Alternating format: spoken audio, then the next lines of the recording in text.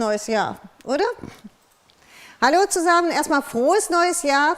Wir müssen mal kurz testen. Benny konnte mir nicht sagen, ob das geht mit meinem Mikro hier oben an einem Rollkragen. Hört sich gut an? Okay, dann bleibt das erstmal so. Also an alle frohes neues Jahr, viel Glück, Gesundheit, alles Gute. Herzlichen Dank für die ganz vielen lieben Grüße und natürlich die ganzen Karten und alles, was Sie mir zukommen lassen haben und Geschenke und so weiter und so fort. Ganz, ganz, ganz lieben Dank. So. Wir fangen heute an, indem ich erstmal ein bisschen was in eigener Sache. Es wird immer wieder gefragt, wann die Sendezeiten von HSE sind, wann sind wir wieder auf HSE. Momentan sieht es so aus, wir haben sehr gut mit HSE gesprochen, muss ich sagen, also war ganz gut alles, dass wir aber so kurzfristig auch jetzt nicht mehr einsteigen können, weil wir das von unserer Seite so auch nicht schaffen. Jetzt haben wir Ende Januar nochmal ein Gespräch, das bedeutet für uns erstmal, dass wir bis einschließlich April alles hier von uns machen. Das heißt, es gibt bis einschließlich April erstmal keine Sendezeiten bei HSE und dann schauen wir erstmal, wie es weitergeht. Das nur mal zur Information, also es gibt keine Sendezeiten bis April, bis dahin alles bei uns hier. Wir machen das auch so, dass wir das Ganze ein bisschen aufteilen. Das heißt, nicht wie bei HSE, 3 Stunden an einem Tag im Januar und da kommt das komplette Ostern. Wir haben gesagt, wir teilen das ein bisschen. Das bedeutet, wir fangen heute an mit dem Reispapier. Das haben Sie natürlich auch schon gesehen und wie wild gekauft und keine Angst, wir haben es auch schon nachbestellt. Also es ist schon wieder nachbestellt und es kommt auch wieder. So. In 14 Tagen, am 19. Februar, wird es dann etwas größer. Das heißt, dann machen wir das neue Papierset, dann machen wir die neuen Die-Cuts und es kommen die neuen Moldformen. Im Januar? Ja, am Januar, jetzt. Angeblich hast du gerade im Februar. Oh, sorry, Januar, Fehler, mein Fehler. Alles im Januar, also in 14 Tagen, nochmal, 14 Tage, 19. Januar. So. Am 26. Januar gibt es jetzt wieder noch einen Livestream. Da huschen wir aber rasch mal mit Valentine rein. Das heißt, dann gibt es noch Valentine. Und dann geht das Ganze weiter am 9. Februar und dann am... Es ist der 23. und dann der 23., weil dazwischen ist Karneval und dann gibt es natürlich noch Goldtransfers, es gibt noch traumhafte Schrumpfbanderolen mit den passenden Designs, wie das Papierset und Sie sind es von uns ja gewöhnt und jetzt die Reispapiere und es gibt auch noch farbige Transfers. Und danach, für alle, die warten, gibt es Steampunk und so weiter und so fort. Also wir werden das immer sagen, ich möchte nur sagen, Sie werden jetzt immer zweimal, also bis einschließlich April, mindestens 2 Livestreams im Monat haben. Und wir verteilen das Ganze dann auf diese 2 Livestreams. Und wenn sowas ist, wie jetzt zum Valentine, gibt es noch einen 3. rein. Das heißt, dann haben wir noch einen 3., wo wir das Ganze dann schön ausführlich Ihnen alles zeigen. Heute haben wir uns vorgenommen, nicht jetzt zeigen wir als erstes Ihre tollen Werke, aber dann gibt es eine kleine Vorschau auf die Moldformen und aufs Papier. Dann zeige ich, was es heute verlost wird. Und dann machen wir heute das Reispapier. Also das ist das, was der heutige Plan ist und dann in 14 Tagen die Moldformen und das Papierset. Und dann kommen die Papierblumen endlich passend dazu. Da kommt noch ganz, ganz, ganz viel. Die ganzen Zutaten kommen natürlich noch rundherum dazu. So, das wird ein wunderbares Jahr, steht hier. Ja, wird es auch. Werden wir sehen. Wird es auch. So, und wir versuchen auch, das ist auch so ein bisschen, weswegen wir von unserer Seite jetzt mal bei HSE aufgehört haben, wir versuchen auch für Sie die ganzen Sets so flexibel wie möglich zu machen. Haben Sie bestimmt schon gemerkt, dass wir teilweise, zum Beispiel, dass wir jetzt nicht ein komplettes Reispapierset machen, weil jeder braucht unterschiedlich die Hintergrundpapiere, so dass es jetzt gibt es halt diese Einzelkleinmotiven gibt es als Set und das andere gibt es einzeln, dass Sie sich das selber zusammensuchen können und genauso werden wir es auch wieder mit dem Papier machen, so ein Komplettpapierset, aber auch alles so einzeln, dass wir ein bisschen flexibler auf Sie einwirken können, dass Sie etwas flexibler sind im Einkaufen, weil nicht jeder immer dieses komplette Set braucht. Und das zieht sich auch fort in die Goldtransfers etc., was noch alles kommt. So, jetzt kommen wir endlich zu diesen tollen Spiegeln. Letztes Mal haben wir Spiegel gemacht und Sie haben bis zum geht nicht mehr Spiegel designt. Also fangen wir mal an mit Alexandra Winter. Was ich toll finde an diesem Spiegel, sind die Siebdruckschablonen im Hintergrund und oben mit den Krigel und den Schneeflocken und unten mit dieser Winterlandschaft. Finde ich ganz fantastisch, sieht toll aus. So.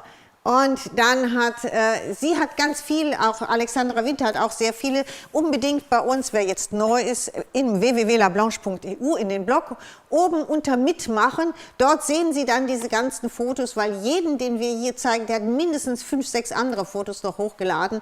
Also da kann man wirklich tolle Sachen zeigen.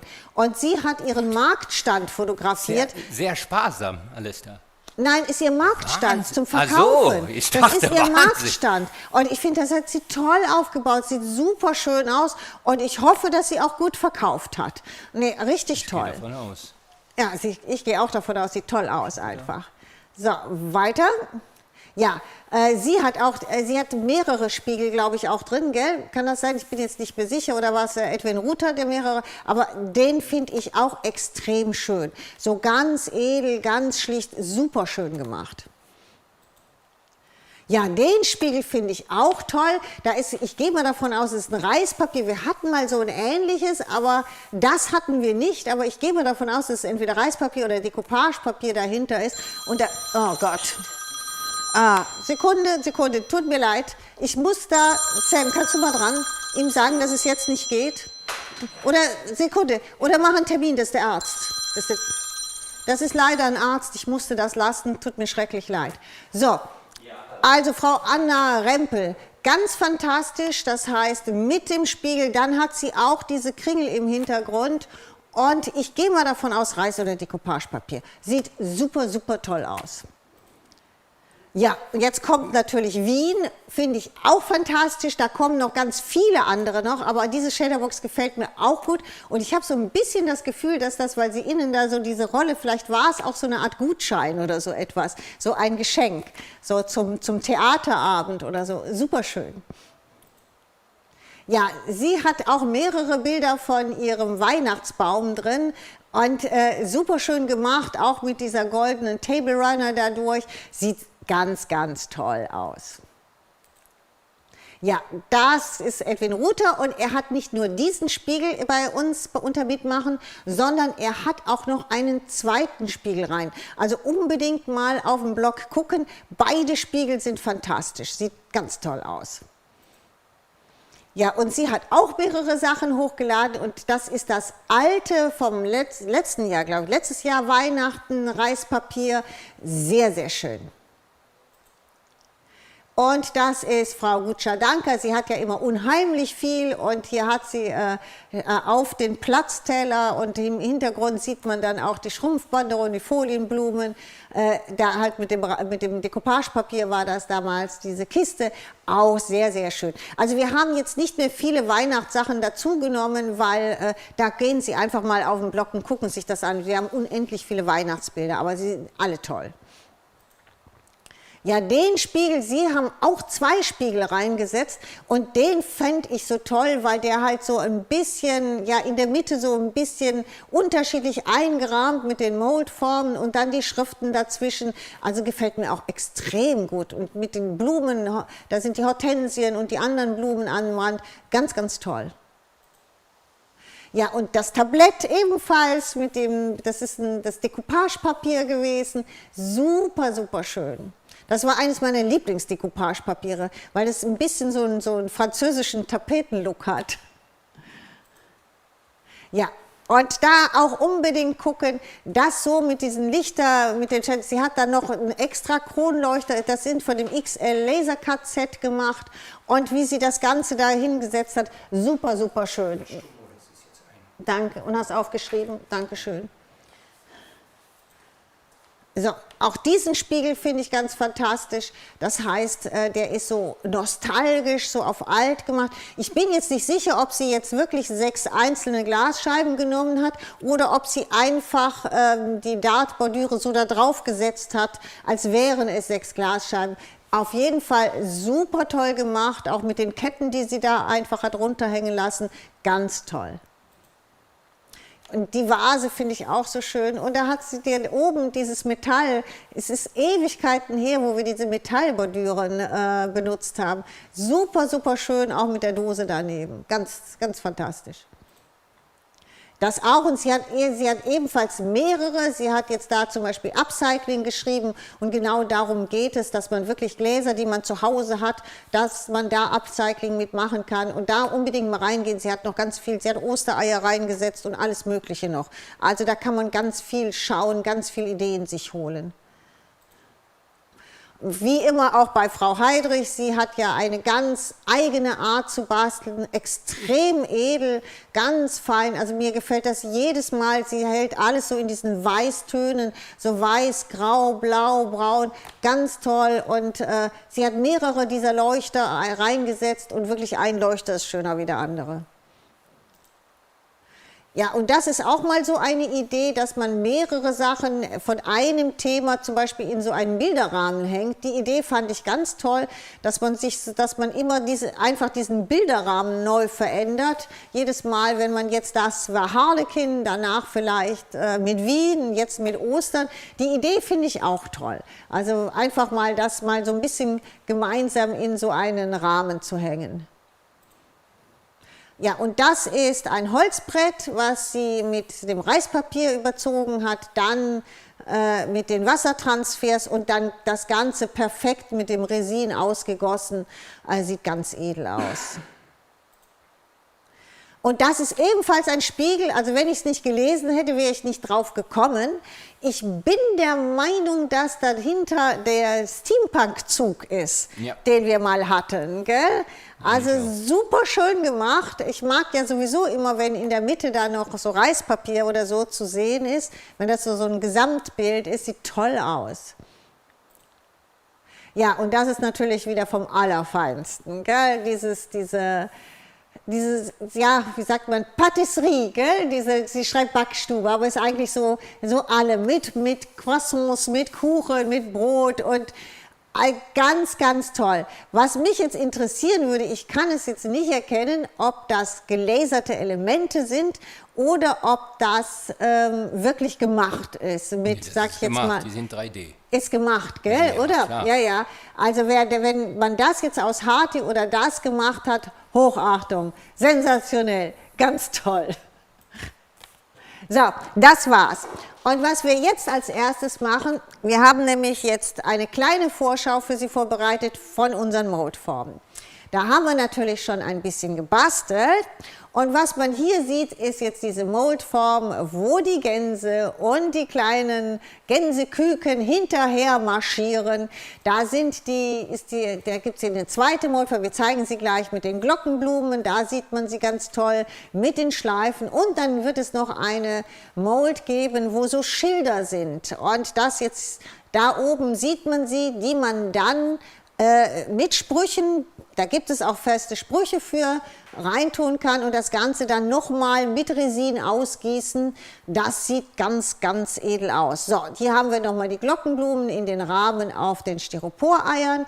Auch alles mit Krakelier gemacht oder hier in Verbindung mit dem Hintergrundreispapier, weil es passt wieder alles zusammen, alles ist perfekt. Und daneben die Eier sind jetzt, die habe ich jetzt mal auf unsere, wie heißen diese Eierständer, Sam, mit den Blüten, gell? Blume, Eierständer, Blume. Also das kann man auch da draufsetzen. Ich habe sie mit 3D-Pads ein bisschen fixiert, aber ich finde, es sieht auch irgendwie ganz toll aus. Und hier sehen Sie, dass ich diesen großen Rahmen durchgeschnitten habe, bevor ich den da drauf gesetzt habe. Und dadurch habe ich diesen Rahmen vergrößert, weil der ist ja gar nicht so groß, dass er auf die 20 cm Eier passt. Aber hier habe ich den einfach durchgeschnitten, also die Mold ist im Grunde genommen so groß. Man sieht, dass das keine 20 cm sind. Und dann habe ich die hier oben nochmal durchgeschnitten und habe immer das untere genommen. Gell? Also dementsprechend kann man natürlich dieses vergrößern, so groß wie man es braucht, um einen Rahmen drum zu machen. So, jetzt gehen wir von den Moldformen zum Papierset über. Und da habe ich jetzt mal Ihnen, das Papierset zeigen wir ausführlich in 14 Tagen, aber jetzt, dass Sie schon mal einen kleinen Vorgeschmack haben, das ist jetzt eine größere Shadowbox und da sehen Sie die Lasercuts, da sehen Sie, das ist große Motive und kleine, aber wir zeigen das gleich nochmal. Und dass auch unsere Folienblumen fantastisch dazu passen.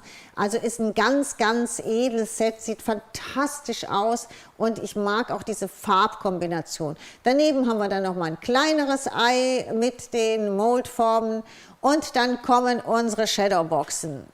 Die Shadowboxen sind mit dem Acrylfarbe Salmon ist das, matt mit den kleinen 50 bestrichen und dann mit dem Versamark und dem, nein, das ist glaube ich eine falsche, die du da zeigst. Das ist eine Naturrose. Ja, genau. Du kannst das Naturrosé, das ist es hier jetzt nicht, weil das hier ist etwas oranger, das ist dieses... wie heißt das? Salmon, also Lachs. Das ist die Lachsfarbe, Lachs. die ist in 50 Milli. Und genau das ist jetzt die Shadowbox, das ist MDF 22, das ist diese Shadowbox, die wir da benutzt haben. Aber damit das hier so glänzt, haben wir mit Versamark und mit dem dicken Embossingpulver darüber. Das haben wir schon früher öfters gemacht und deswegen ist das hier wieder so mit dem Glanz und mit diesem ganzen Kombination. Ich hätte die erste Frage heute. Gibt es die Moldformen schon im Shop? Nein, nein, nein, die gibt es in 14 Tagen. Also die sind die schon gelandet? Gelandet sind sie, glaube ich, aber sie sind noch lange nicht bei uns. Also wir gehen davon aus, dass wir sie frühestens in 10 Tagen hier haben und dass wir sie dann passend hier haben. So, hier haben wir dann noch ein paar Beispiele, immer mit dem Papier. Hier sehen Sie die ganzen gelaserten Elemente. Ich habe das Ganze auch kombiniert mit ein Papierblumen. Auch die Papierblumen gibt es in 14 Tagen. Da kommen ganz viele neue, tolle. Sie sehen, dass ich mit diesem orangen Band außenrum gearbeitet habe. Das Band gibt es noch, oder Sam? Das Band ist Melea. Genau, das Band gibt es noch, also wer das machen will, dann habe ich diese Shadowboxen immer auf die Füße gesetzt, weil ich finde, das gibt dem Ganzen noch etwas. Wenn man will, kann man natürlich obendrauf auch noch diesen kleinen Button drauf tun, damit man sie hin und her tragen kann, aber hier sieht man im Grunde genommen, worum es geht in diesem Frühling. Wir haben die Farben so, das ist kein quietschiges Orange, aber das ist so Lachsfarben. Dann haben wir ein Gelb und wir haben ein Pink. Und diese 3 Farben zusammen sind die neuen, also dieses Jahr die trendigen Osterfarben. Also wirklich so Creme, Gelb, Pink, Orange. Und man sieht das hier auch in den Blumen. Das ist sehr, ja, sommerlich, sehr schön, es macht gute Laune, aber es ist nicht zu quietschig, sondern man kann es wirklich wunderbar auch romantisch, sag ich jetzt mal, basteln. Es sieht einfach fantastisch aus und Sie bekommen eine Menge tolle Sachen dazu. Eine Frage, ja. Gibt es die Füße an den Boxen bei uns im Shop? Ja, die gibt es bei uns im Shop. Wir haben mehrere verschiedene Füße. Wir haben von ganz kleinen bis zu diesen Füßen. Ich glaube, wir haben drei verschiedene Füße. Vier verschiedene Füße. Schauen Sie, wir haben das wieder alles in den sogenannten Ordner gepackt. Das heißt, wo oben steht jetzt Livestream und da ist auch das Bild mit diesen orangen Sachen, die wir jetzt gerade gesehen haben. Und da drunter finden Sie die ganzen Sachen. Da sind die Füße, da sind die kleinen Knöpfe für oben drauf, da sind auch die Anhänger für die Eier, also diese ganzen Metallsachen, inklusive die Styropor-Eier, Acryl-Eier etc. ist alles in diesem Ordner drin, also da finden Sie alles. So, jetzt gehen wir noch mal weiter, noch eine weitere kleine Vorschau. Da haben wir diese Shadowboxen wieder kombiniert, hinten zwar auch mit dem Papier, aber hier jetzt wieder kombiniert mit den Moldformen, dass man sieht, es sieht halt immer, es passt alles zusammen, sieht alles fantastisch aus. Und in 14 Tagen zeige ich Ihnen auch noch ein paar Tricks, wie man gerade diese Gänse so schön, sag ich jetzt mal, es ist ganz einfach, die so anzumalen, also so schön, sage ich jetzt mal, dreidimensional gestalten kann, dass sie so fantastisch aussehen. So. Hier sehen Sie auch schon teilweise die Ecken. Die Ecken sind auch von den Moldformen und halt wieder die Rahmen, ob Sie die jetzt mit DAS arbeiten oder mit Resin, egal wie, es ist Man kann da eine Unmenge mitmachen, genauso ob Sie den Rahmen jetzt ausgefüllt benutzen oder halt nur den Rahmen. Hier sehen Sie unten, sind die halt ausgefüllt und dann mit dem Reispapier überzogen, Moldform oben drauf gelegt. Und oben sind sie halt nur auf die Eier gesetzt. Eine Frage, Ja. kommen die Metallvogelhäuser nochmal in den Shop? Nein, nein. Die sind weg und die gibt es leider nicht mehr, nein. Die sind auch nicht mehr zu kriegen. Also Ja, wir haben es versucht. So Ja, ist ja, es nicht. ja, das leider nicht. Die waren sehr schnell weg, ja, ja. Aber ich fand sie auch toll. Aber Ja. unsere Osterdekoration kommt eigentlich noch. Ja, genau. Also Eigentlich die alles. meisten, also keine Angst, die meisten Sachen kommen alle noch. Also auch die ganze Deko, das sind ja jetzt diese Bastelsachen. Die ganze Deko-Sachen, die dazukommen, die kommen alle noch. Also da ist noch, die haben sie uns jetzt für die zweite Kalenderwoche. Ich glaube, wir sind die Einzigen, die so schnell sind. Alle anderen brauchen eine Unmenge Zeit. So, was ich Ihnen jetzt erstmal zeigen möchte, bevor wir auf die Reispapiere und auf die Sets eingehen, ist, was wir verlosen. Und zwar haben wir uns gedacht, verlosen wir 4-mal das Papierset inklusive allem Zubehör. Ich zeige das Papierset jetzt gerade mal, damit Sie es sehen, wie es aussieht. Sie kriegen, Sam sagt mir, 3 Stück pro Papier? Genau.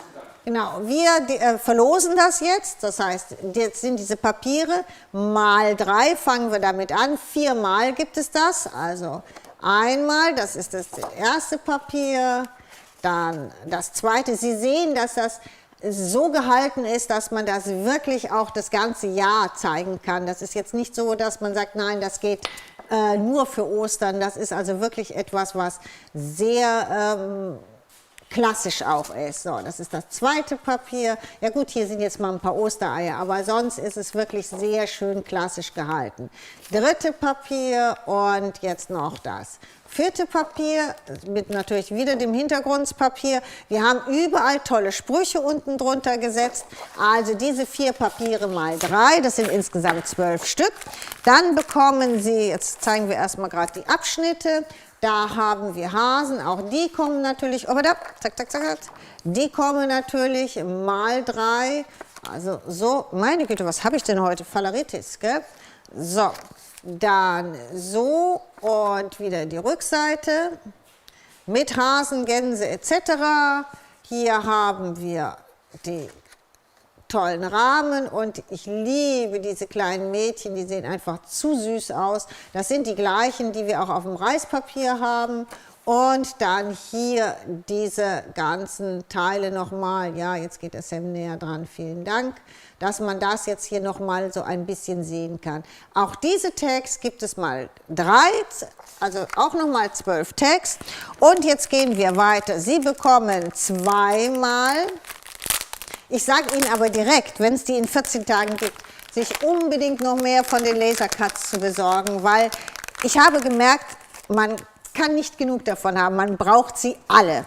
Also wir fangen mal an, dass wir unendlich viele wunderschöne, diese sag ich mal, Blütenbordüren mit Schleifen haben. Dann haben wir, muss mal hier an die Seite ein bisschen gehen, dann haben wir auch so zum Beispiel so eine Schubkarre mit Blüten, wir haben Sträuße mit Blüten und dann geht es weiter, dann haben wir Kränze, dann gibt es natürlich diese absolut süßen Mädchen in klein, in groß, in sämtlichen Variationen.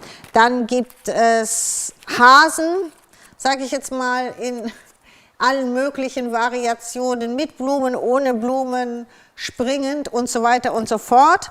Und dann gibt es natürlich meine absoluten Lieblinge, und zwar gibt es diese Gänse. Das ist halt dieses Jahr das absolute Thema.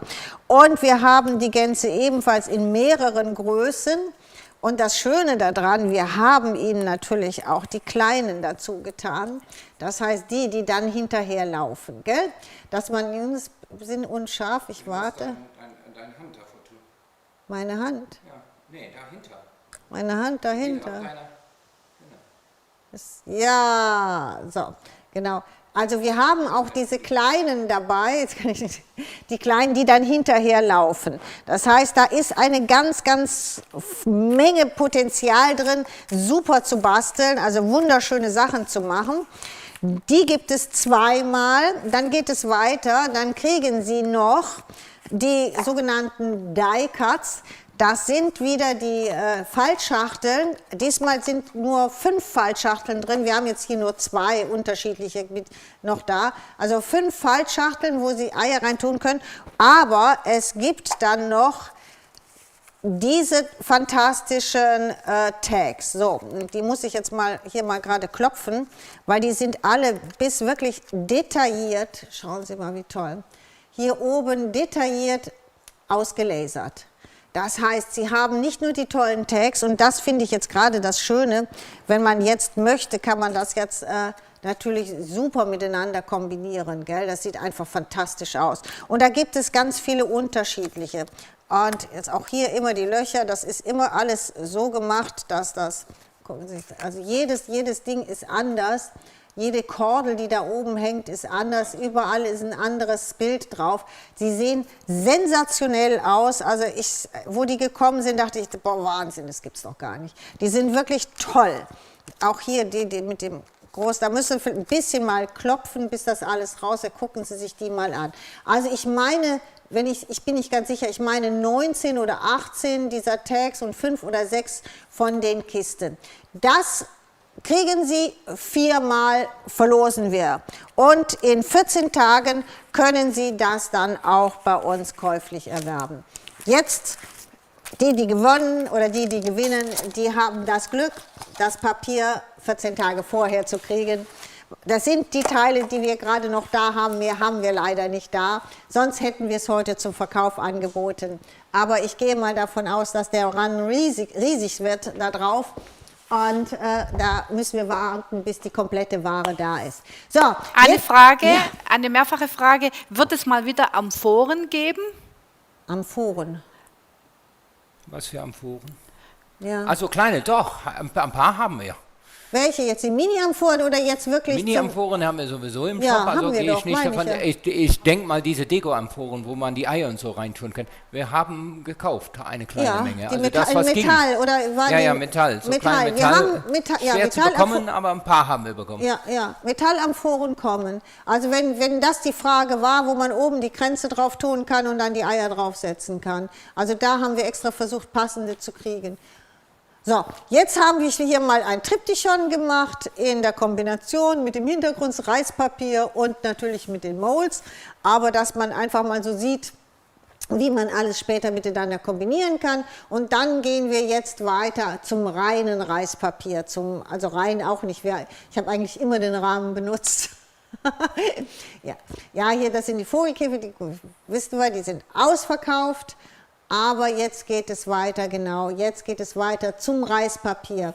So, da habe ich jetzt, und das gilt direkt das erste, wo bestimmt nachgefragt wird, ja, die kleinen orangen Schleifchen sind ausverkauft. Sie gibt es aber noch in rosarot und sie gibt es noch in Creme.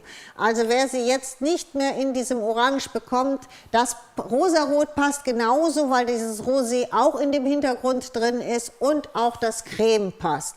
Also beide Schleifchen gibt es noch, ich sage immer, solange der Vorrat reicht, nur Orange ist jetzt ausverkauft. So, und da sehen Sie, wie toll diese Papiere auf diesen Kistchen, ich finde es so schön mit dieser Kombination, auch mit diesem Spitzenband, wo so ein bisschen Gold mit drin ist. So, diese Eier habe ich vor, heute mit Ihnen zusammen zu machen, damit ich Ihnen da so mal ein bisschen was zeigen kann, ein bisschen was erklären kann, wie man das so ein bisschen so auf alt macht. Eine Frage. Ja. Wir haben im Shop Knitterpapier. Ja. Für was ist das? Ist die Frage von Frau Stepert? Moment.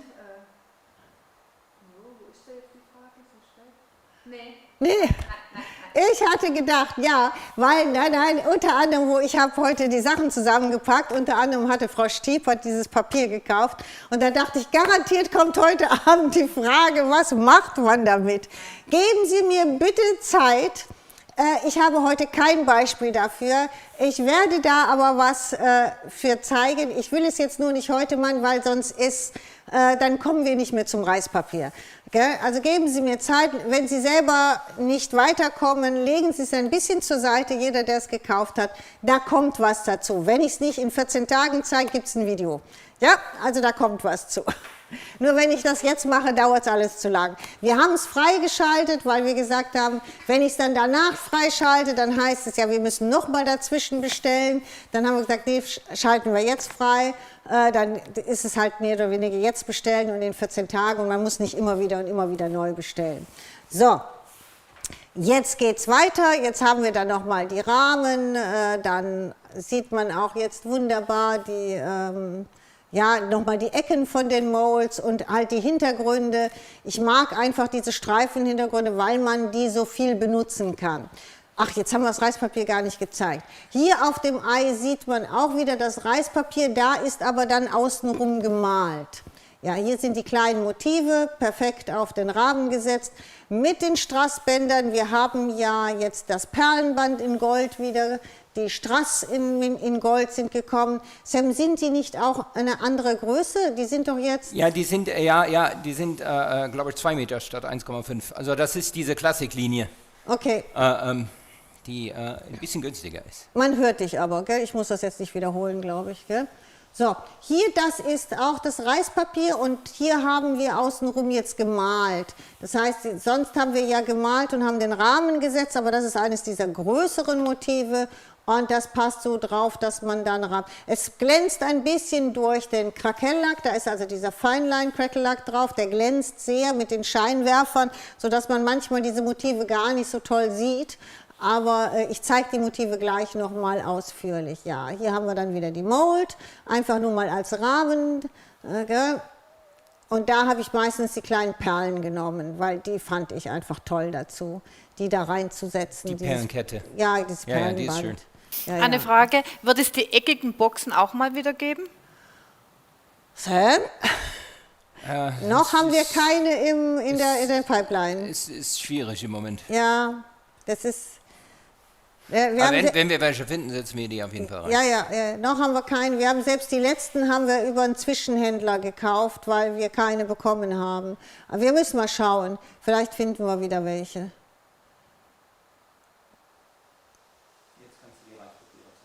Jetzt kann ich die Reispapiere zeigen. So, dann fangen wir mal an. Die Hintergrundreispapiere, glaube ich, muss ich nicht zeigen. Die haben Sie ja gesehen, das waren einmal die Streifen und einmal die mit diesen Blumen in der Mitte. Und das sogenannte Reispapier-Set, was es noch gibt, muss ich direkt dazu sagen, ist dieses hier. Das sind diese 2 halben Motive. Dann ist das dieses hier, wo ich sage, das war dieser Hase, den wir eben auf dem Ei gesehen haben, weil das quer ist, ist der perfekt für das Ei. Das sind diese tollen kleinen Motive, die super auf diese Rahmen passen. Also wenn man das jetzt hier anguckt, die passen da perfekt drauf oder auch auf kleinere Dosen, überhaupt so ein bisschen auf was Kleineres, sind die fantastisch. Dann gibt es nochmal diese 2 halben, die Dame und der schön bekleidete Gans und dann gibt es noch diese 4. So, jetzt muss ich dazu sagen, ist dieses eine Set schon ausverkauft? Genau. So, dieses 4er-Set ist jetzt, also dieses Papier ist jetzt ausverkauft, wird aber nachgedruckt. Also wenn Sie jetzt als Set kaufen, bekommen Sie die 3, die ich bis dato gezeigt habe, dann wird das nicht dabei sein. Aber sobald wir die Papiere wieder bekommen, gehen wir mal davon aus, eine Woche, wir haben ja schon Glück gehabt, da war es früher, manchmal dauert es auch was länger, aber dann gibt es dieses Papier auch einzeln oder komplett wieder als Set. Das heißt, Sie können dieses Papier dann auch einzeln wieder nachkaufen. Eine Frage, wird es auch ein Decoupage-Set wie das Papierset geben? Decoupage machen wir jetzt im Frühjahr nicht. Nein, leider nicht. So. Wir waren jetzt auf Reispapier, weil wir haben jetzt das Reispapier, dann haben wir Valentine-Reispapier. Und ich habe gesagt, irgendwo muss man dann auch mal gucken, was man macht. Dann habe ich gesagt, es kommt jetzt so Stück für Stück so viel Ware, dass ich gesagt habe, jetzt machen wir mal kein Decoupage. Weiß jetzt noch nicht genau, wann wir wieder Decoupage machen, aber vielleicht im April. Bis März haben wir jetzt eigentlich die Ware komplett dicht da. Also da ist das alles schon durchgeplant. So, ja, jetzt kannst du wieder. So, jetzt sieht man diese super schönen kleinen Motive auch in den Acryleiern. Ich finde, dass die wunderschön, die passen wunderschön da rein, die sehen fantastisch aus. Das ist die 10 cm. Genau, das ist das 10 cm Acrylei. Und wir haben auch die größeren Acryleier gleich, aber auch hier nochmal auf diesen kleinen MDF-Teilen in der Mitte. Und da sehen Sie auch wieder diese Mold-Schilder, die wir dann da drauf haben. Das sieht einfach alles fantastisch aus. Genau. Nochmal eine Frage zum Reispapier. Ja. Wir hatten ein Reispapier zu dem Hintergrundpreispapieren. Ihr hattet nochmal. Wie bitte?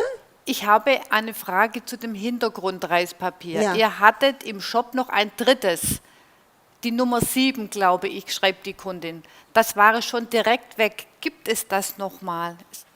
Sam? Oh, ich weiß gar nicht, welches Nein, das das ist ein Fehler gewesen, die ist fehlerhaft freigeschaltet, die kommt in den nächsten, für den nächsten Moldform. Das ist die der Faded Flowers. dritte Hintergrund für den, für den Mold. Ja. Okay, das ist gar nicht geliefert der worden. sollte gar nicht angeschaltet worden, weil die gar nicht bei uns ist. Ja, das ist gar nicht geliefert worden. Die ist im Druck und kommt nach. Ja, das kommt noch. Aber kommt definitiv noch. Ja, das war ein wunderbares Streifen-Hintergrundsreispapier, ja. Und hier sieht man jetzt nochmal die Acryleier, die sehen super aus mit den Motiven. Und dann haben wir einfach ein paar Schleifchen oben drauf gemacht und dann nochmal hier die Tags. Bei den Tags sieht man, wie schön die Schilder aussehen, wenn man sie dann noch mit Resin oben ausgießt. Also da sehen die ganz edel aus. Ich habe jetzt hier das, was da drin ist, habe ich einfach am Computer ausgedruckt. Da werden wir aber passende Bogen wird es dazu geben, wo wir lauter so Sprüche reingeben. Und wenn Sie dann diese Rahmen einmal ohne Mittelpunkt ausgießen, dann kann man die drauflegen, dementsprechend ausschneiden und da reinlegen. Also ich war erst am Überlegen, ob ich den Rand mit da drum mache, aber dann kann man es für nichts anderes benutzen. Und dann habe ich gesagt, nee, dann mache ich den Rand nicht mit da drum, weil wenn wir die für diese Moldformen brauchen, dann gießt man halt einfach einmal eine Form aus ohne Inneres und dann kann man das wunderbar machen. Also wenn ich sowieso gerade dabei bin, dann kann ich mal gerade zwischendurch die Moldformen noch mal zeigen. Ich glaube, die haben wir noch gar nicht gezeigt, wenn ich richtig bin. Also heimlich, nee, die Moldformen habe ich nicht gezeigt. Ich habe nur das Innere, das Wasser. Also es wird in 14 Tagen diese Moldformen geben. Das ist dieser fantastische Rahmen. Ich drehe es jetzt hier mal um. Das heißt, der Rahmen mit dem Inneren, man kann ihn natürlich einzeln, und es sind 4 verschiedene Ecken, die es dazu gibt. Und Ecken brauchte ich immer. Ich habe so oft gedacht, Mensch, verdammt nochmal, ich bräuchte mal eine Ecke. Und deswegen hier wird es dann 4 verschiedene Ecken geben, die man fantastisch auch miteinander kombinieren kann. So, gehst du nochmal drauf, sonst tue ich.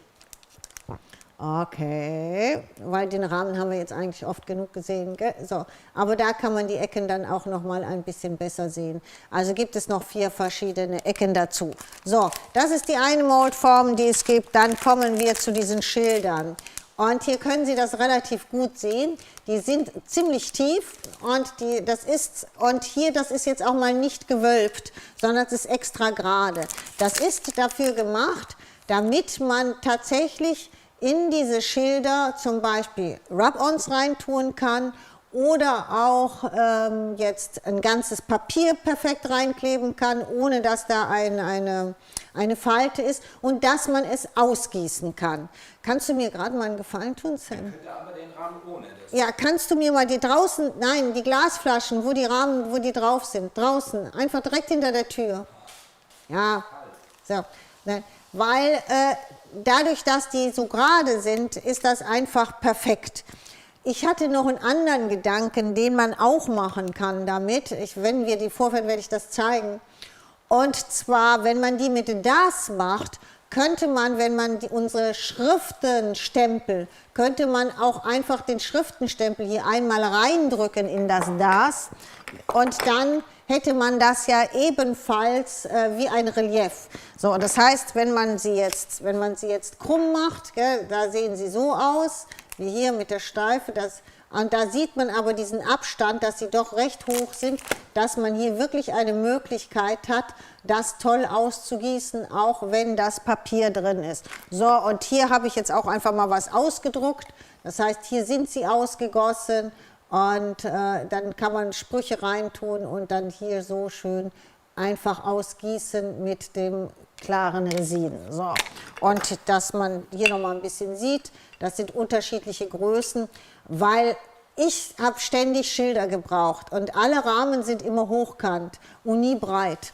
Und deswegen habe ich gesagt, so jetzt mache ich endlich mal was Breites. Kann man natürlich auch als Rahmen benutzen, aber ich wollte nichts hochkant. Ich wollte mal was Breites, wirklich für auf die Schrumpfbanderole. Hier, wie so, für Flaschen, für Geschenke, dass man einfach mal was reinschreiben kann und das aber edel reinschreiben kann und dann, sag ich jetzt mal, verschenken kann. Da wird es einen Bogen geben, wo nicht nur sowas draufsteht wie allerlei Krimskrams etc., sondern ich werde noch einen Bogen für die Küche machen, für Kräuter, wir können sowas wie Seife oder sowas, also etwas, dass man so kleine, wenn man jetzt solche Schachteln macht, dass man diese Schachteln dann auch wirklich mit so einem Schild versehen kann und das ist dann immer auch eine tolle Geschenksache oder auch zum Verkaufen. So, das ist die nächste Mold, die drehen wir aber besser um. Da sehen Sie, da haben wir einmal die Gänsedame, den Gänseherrn und dann haben wir diese vielen kleinen Küken, die dann gehen, je nachdem unterschiedlich in beide Richtungen. So, und die sind, das ist also meiner Meinung nach auch so ein absolutes Must-Have, weil die sind einfach nur zu süß. Die kann man immer benutzen. Und dann wird es noch die Glockenblumen-Mold geben und die ist extrem detailliert ausgearbeitet. Das haben Sie, glaube ich, eben schon an den Beispielen gesehen. Also ganz detailliert ausgearbeitet, wunderbar gemacht. Dann noch mit den Schleifen und hier gibt es dann noch diese kleinen. Und da sind wir wieder bei dem Punkt, ich weiß nicht, ob Ihnen das vielleicht auch schon mal aufgefallen ist, aber wenn ich mit unseren anderen Blumenmolds arbeite, mir fehlten immer Blumen, die hingen, also die von oben nach unten hingen. Man hat alle Blumen, die von unten nach oben gehen, aber ich habe nie was gehabt, wo ich sagte, oh, ich kann mal oben den Rand machen und kann das mal runterhängen lassen. Und deswegen habe ich gesagt, ich brauche jetzt mal eine Blume, die hängt. Und diese Glockenblumen, die sind halt perfekt zum Hängen und deswegen haben wir gesagt, machen wir jetzt mal eine Mold für hängende Blumen. Ich schätze, das ist die Mold für Frau Heidrich. Also für sie, weil sie hat ja alle sämtlichen Blumenmolds, das wird für sie das Perfekte sein. Aber nochmals, die Molds gibt es in 14 Tagen dann als Set und einzeln, gell? Oder? Yep. Genau, als Set und einzeln. 5er Set. So, jetzt gehen wir noch den Rest einmal durch, gell? Genau, da sind wir schon. Das heißt, da sehen Sie noch mal Beispiele vom Reispapier immer in Verbindung mit dem Rahmen und halt auf unseren tollen Tags. Und ja, immer wieder diese leicht nostalgischen Eier, die ich Ihnen heute mal ein bisschen näher zeigen möchte, wie das funktioniert. Und hier habe ich abwechselnd mit dem Reispapier gemacht und abwechselnd mit, mit Perle, also um das Reispapier abwechselnd mal mit Strass und abwechselnd mal mit dem Perlen gemacht. So, jetzt muss ich hier, ja, und dann nochmal ein Triptychon. Ach ja, genau, da wollte ich auch noch mal ein bisschen was zu sagen. Das kommt aber auch das nächste Mal ausführlich. Da gehen wir gerade noch mal drauf ein. Und zwar unsere Rahmen, nicht unsere Rahmen, unsere Kränze. Sie haben ja jetzt ohne Ende Kränze gesehen. Überall habe ich die Eier in den Kränzen. So. Und jedes Jahr wird es immer schwieriger, so Kränze zu kaufen. Dann haben wir gesagt, so, jetzt holen wir uns mal eine ganze Bataillon Kränze.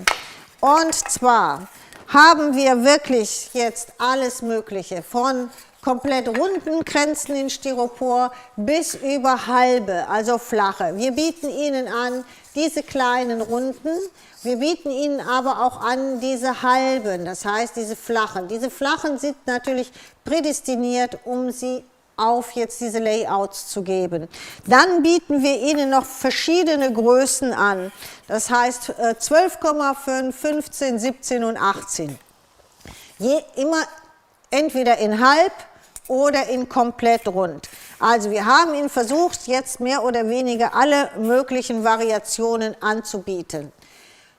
Ganz einfach kann man die natürlich mit echtem Moos überziehen, man kann sie aber auch mit so schon getrocknetem Moos überziehen. Am einfachsten ist es wirklich mit Draht. Wir bieten auch diesen grünen Draht an, Sie können aber auch jeden anderen Draht nehmen.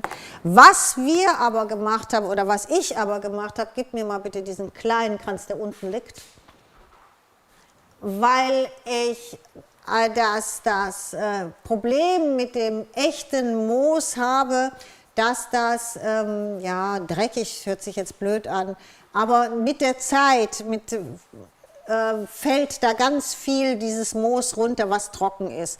Und dann habe ich wir nennen den Table Runner, glaube ich, gell? So, genau, so Moos Table Runner, so sieht das Ding aus. Hier bleibt jetzt natürlich alles drin hängen, super. Haben wir jetzt gekauft, ja, genau, da ist diese, oder Decke, keine Ahnung, so. So, der Riesenvorteil an diesem Dinge, das ist wirklich so, keine Ahnung was, so eine Art, ja, gekrusselter Stoff, sage ich jetzt mal.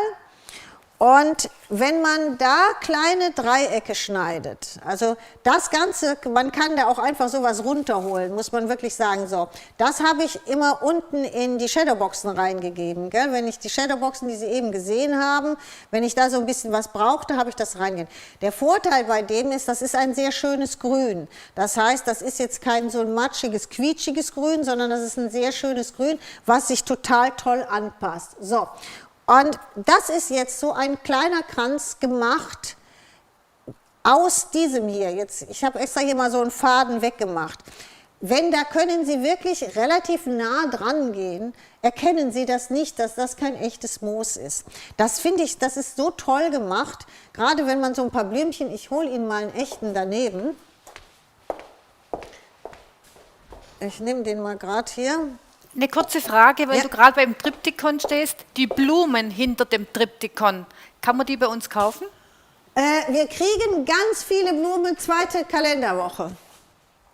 Das ist sogenannte Deko, die dann kommt.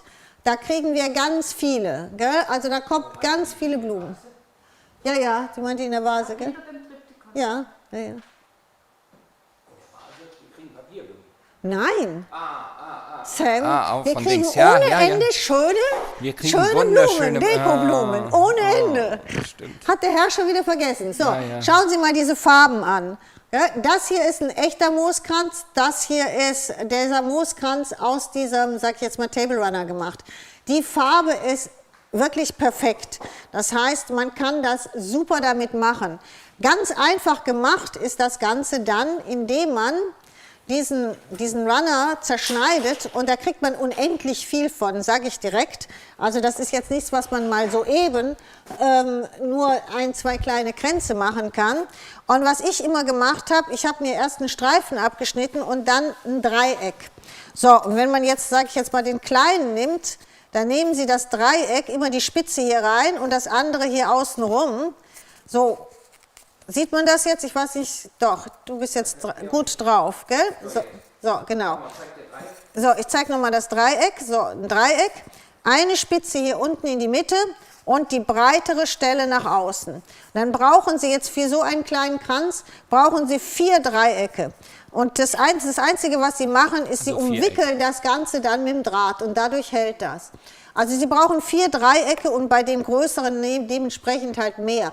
Aber Sie brauchen wirklich nicht viel und dann haben Sie wirklich diese Kränze so moosähnlich überzogen, wie es überhaupt nur geht. Und hier ist nichts, was irgendwie Dreck macht. Also wir haben hier jetzt jede Menge Fäden, aber das ist, weil ich es geschnitten habe. Und die würde ich, also ich habe zu Hause mir so ein kleines Ding gemacht und habe die alle aufgehoben, weil ich genau diese Fäden immer für die Shadowbox benutze. Das heißt, dass ich die immer unten reinlege. Wir machen jetzt das Ei und währenddem der Krakellack, der braucht ja, auch wenn ich den gleich vor die Heizung stelle, braucht ja ein bisschen, währenddem der Krakellack dann trocknet, überziehen wir mal 1, 2 dieser Kränze. Dann sehen Sie das genau, ich wollte es jetzt nur mal so auf die Schnelle mal zeigen, aber dann sehen Sie das ganz genau, weil wir gerade bei den Kränzen waren. Und wenn man jetzt hier sieht, hier haben wir jetzt jede Menge diese kleinen Teile und die können wir alle wunderbar aufheben. Und dann haben wir das. So, eine Frage ja. noch, Mehrfachfrage auf Ja. die MDF-A-Panels 30 mal 40 Zentimeter. Wird es die nochmals geben? Die großen, schmalen, ja, die gibt es nicht mehr, gell? Oder Ja. neue Shadowboxen, wird es das mal wieder geben? Was? Ja, was jetzt erstmal direkt kommt, sind neue gelaserte Teile. Gell? Ja. Jetzt kommen neue MDF-Schilder kommen noch und neue, ja, so gelaserte Teile gibt es. Aber neue Shadowboxen wird es, ich weiß jetzt nicht genau, ob Sie diese einfachen meinen, also diese 30-30 oder 30-40. Nochmal bitte schreiben, wenn Sie diese ganz einfachen meinen, die kommen. So ausgefallene haben wir im Moment noch, also die jetzt irgendwie wieder zum Zusammenstecken sind oder so, haben wir jetzt momentan nicht mehr in der Mache. So, okay, jetzt gehen wir mal zu dem Ei. So, was wir bei dem Ei brauchen, ist diesen Rahmen. Ich habe das ja schon oft gezeigt. Man kann den Rahmen natürlich mit das machen. Das wäre jetzt theoretisch die einfachste Möglichkeit, aber dann könnte ich nicht weiterarbeiten, weil da braucht recht lange zum Trocknen oder zum Aushärten. Deswegen gieße ich das jetzt aus und werde das dann vorzeitig rausnehmen. Weil das braucht ja keine 45 Minuten, sondern das kann man ja vorzeitig rausnehmen, dann ist es schön flexibel und dann kann ich das auch um dieses Ei hier richtig schön herumbiegen, dass das richtig anliegt an diesem Ei. So, das werde ich jetzt gerade mal machen. Jetzt hoffe ich, ich habe hier uraltes Resin, aber das dürfte immer noch funktionieren. Gehen wir mal davon aus. Machen wir jetzt 1, damit wir nicht zu wenig anmischen. 2, das ist das A. Und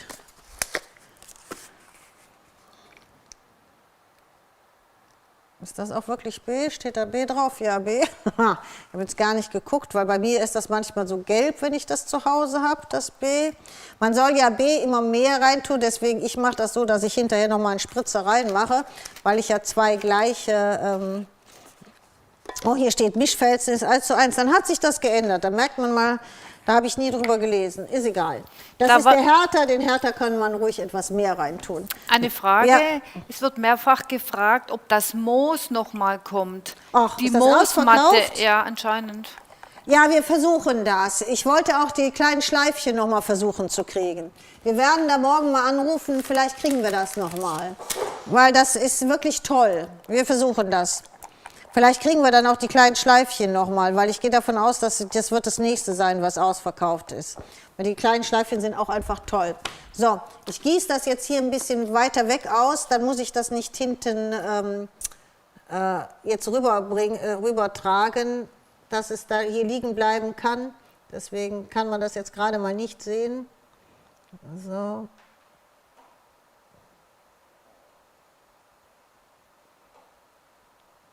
Ja, okay, jetzt habe ich ein bisschen übrig.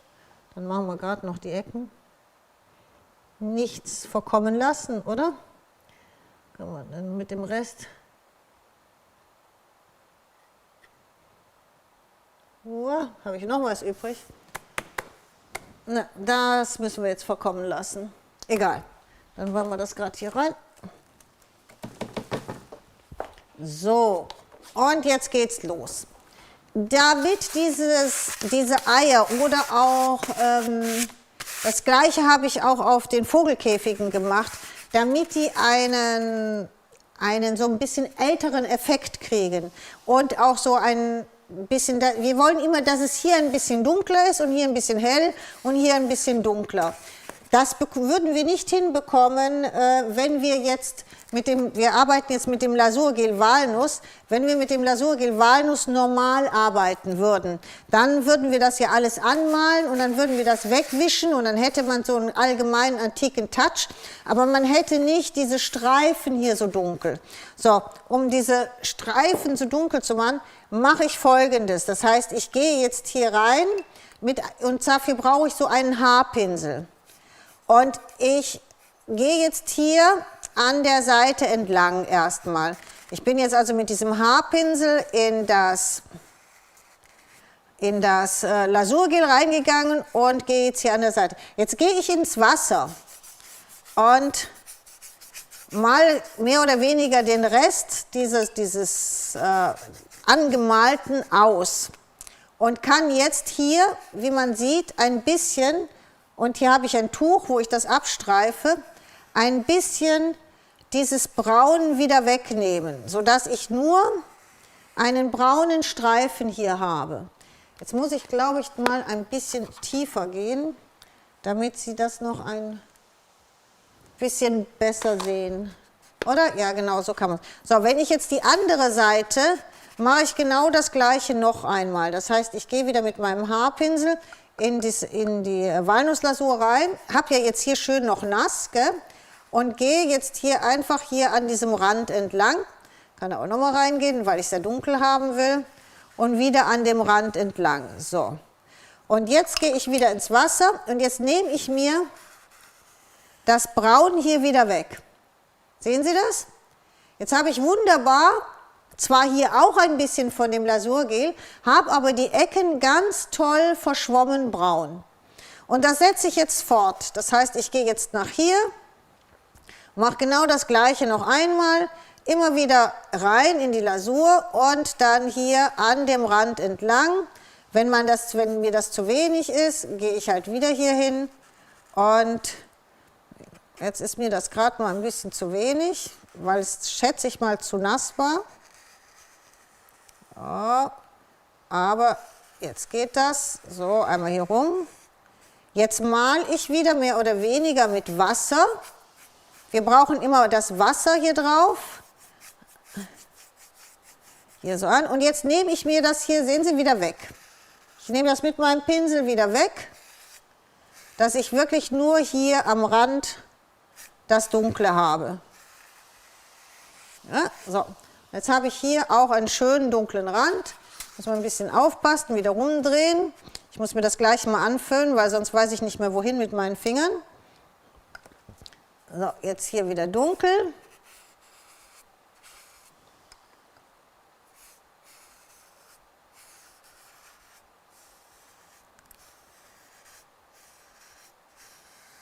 Und jetzt nehme ich das Ganze wieder runter.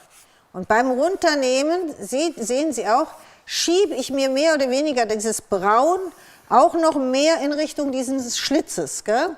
Und wenn ich sage, okay, das ist gut, aber mir ist jetzt hier zu wenig braun, weil ich möchte von beiden Seiten mehr haben, dann gehe ich halt nochmal, ich kann auch nochmal darüber gehen. Jetzt mache ich es ziemlich dick, gell? Dann gehe ich halt nochmal hier darüber. Ist kein Ding, ich kann das ja jetzt ganz dick braun hier machen. Jetzt trockne ich meinen Pinsel mehr oder weniger ab und gehe dann nochmal lang, sehen Sie? Und nehme mir das mehr oder weniger wieder runter bis auf diesen braunen Streifen. So. Und da kann man sich dann überlegen, ob man das ganz akkurat haben will, dann geht man nochmal da lang und dann hat man einen schönen, dunklen, so. Und jetzt kriegt man durch dieses Dunkle hier, bekommt man sofort so ein bisschen so einen Effekt, als würde das so ein bisschen rund gehen. Gell? Als wäre das nicht mehr normal rund, sondern als wäre das so ein bisschen so und so und so. Gell? Jetzt muss ich mir das kurz mal hier ein bisschen anföhnen, damit ich auch die anderen Seiten machen kann, damit ich das wieder festhalte. Der große Vorteil, das sehen Sie jetzt hier, auch wenn ich jetzt das hier föhne, ein gewisser Glanz bleibt, weil Sie ja mit diesem Walnusslasur überall drüber gegangen sind, haben Sie auch eine gewisse, sage ich jetzt mal, ja, eine gewisse Versiegelung schon da drauf, auch wenn Sie das sehr wasserig gemacht haben. So, hier ist noch nass, aber ich glaube, ich kann das jetzt schon so ein bisschen so anfassen, genau. Und dann machen wir jetzt einmal komplett rund. Das heißt, wieder dunkel,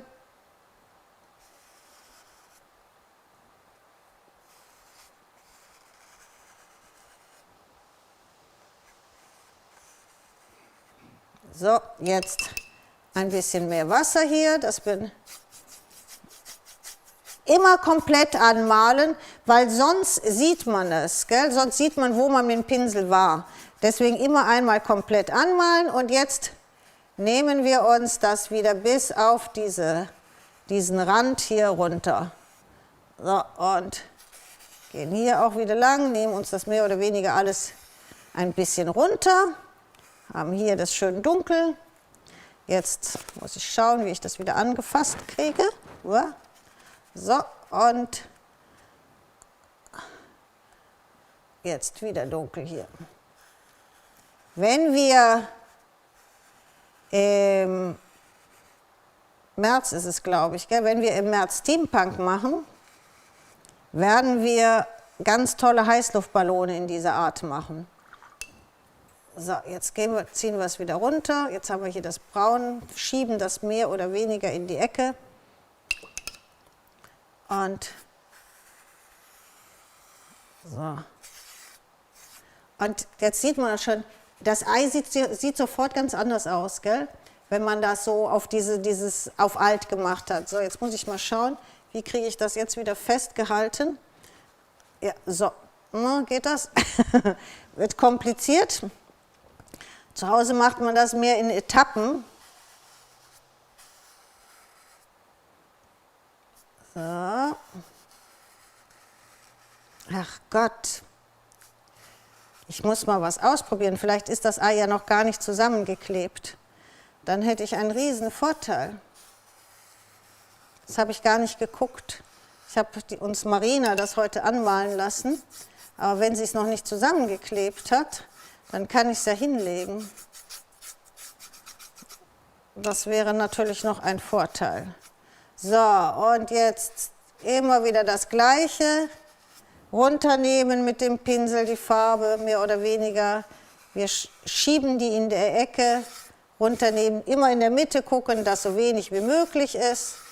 Und welche Lasur ist das nochmal? das ist Walnuss. Ich probiere jetzt mal gerade, ob die... Ha. Na, also, meine Güte. Da bricht man sich einen ab und es ist gar nicht zusammengeklebt. So. Und jetzt hier. Ist natürlich viel einfacher so. Wir kleben das ganz zum Schluss zusammen. So. Das ist Walnussgel, also nicht die flüssige Lasur, sondern das Gel. Und das Ei war vorher angemalt in dem Natural Rose, also mit dem Naturrosé und dem Cappuccino. So, jetzt fehlt uns hier noch die beiden Seiten, dann haben wir diese Ecke komplett.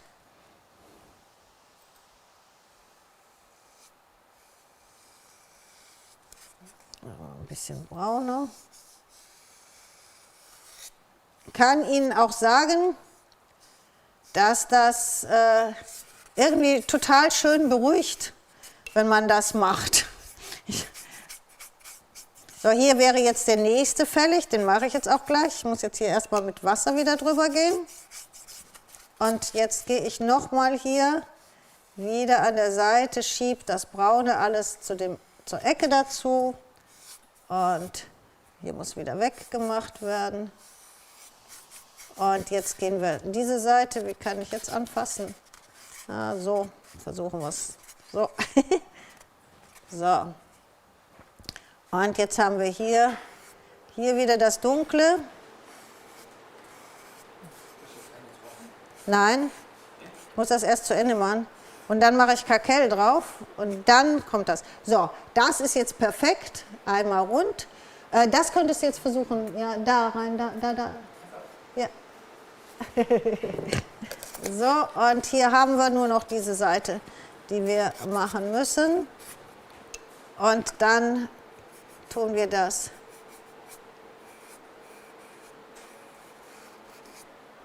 So. Das ist jetzt nicht nur, wenn man so Streifen macht, sondern diese Technik können Sie auch machen, wenn Sie überhaupt irgendwas dunkel umrahmen wollen. Dass man dann immer schön mit Wasser nimmt und sich im Grunde genommen den Rest mit dem Pinsel wieder runternimmt. Dann hat man hier einen weichen Übergang, also einen Übergang, der so ein bisschen auf alt ist und man hat diese, ja, dass es optisch aussieht, als würde es reingehen, als würde es dunkel sein. So, und jetzt machen wir diese Ecke noch und dann können wir das alles gerade trocknen.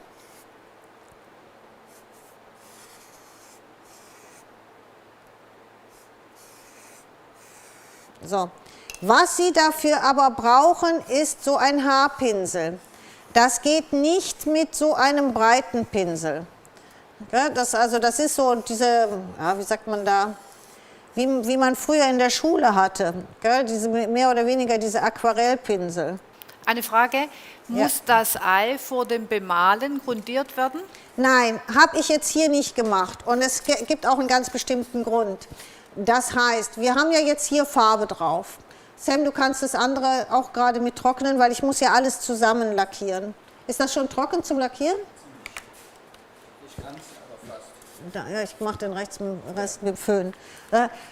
Das heißt, wir haben ja jetzt Farbe drauf, dann haben wir jetzt die Lasur drauf und jetzt kommt noch Krakellack. Das heißt, bei so viel obendrauf sieht man hinterher wirklich das Styropor nicht mehr. Da ist nichts mehr zu sehen. Das ist deswegen. Ich grundiere und mache diese Sachen ja eigentlich immer nur, damit man das Styropor nicht sieht, weil ich ihn nicht mag, wenn man das so sieht. Und damit man das nicht sieht, machen wir halt meistens dieses Bonding Primer mit dem 3D-Pulver gemischt. Dann sind diese Poren von dem Styropor dicht. So.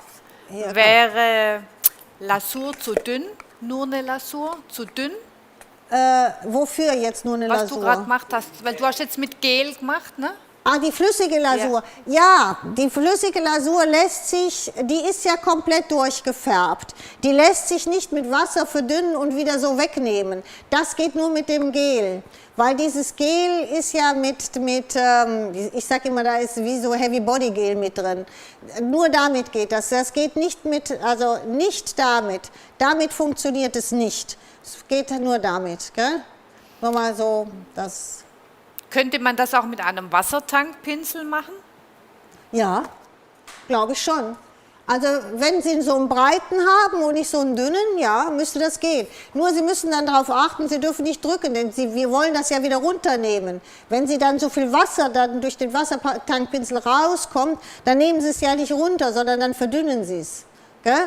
Wir holen es ja mehr oder weniger damit runter. So, jetzt machen wir den Grundlack 1 hier schon mal drauf. Bis dahin hat der Sam das andere, glaube ich, getrocknet. So, und Sie sehen, den mache ich auch so richtig schön dick drauf, also so wie er ist. Ich verdünne hier nichts.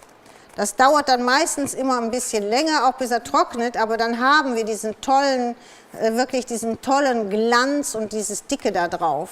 Sekunde, Sam, warte, gleich kriegst du das. Lass mich das gerade fertig machen. Dann kriegst du das. Was hast du mir jetzt umgeworfen?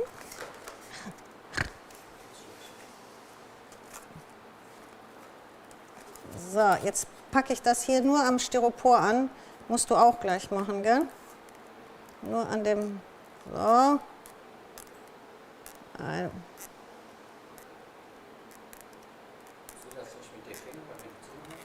So, ja.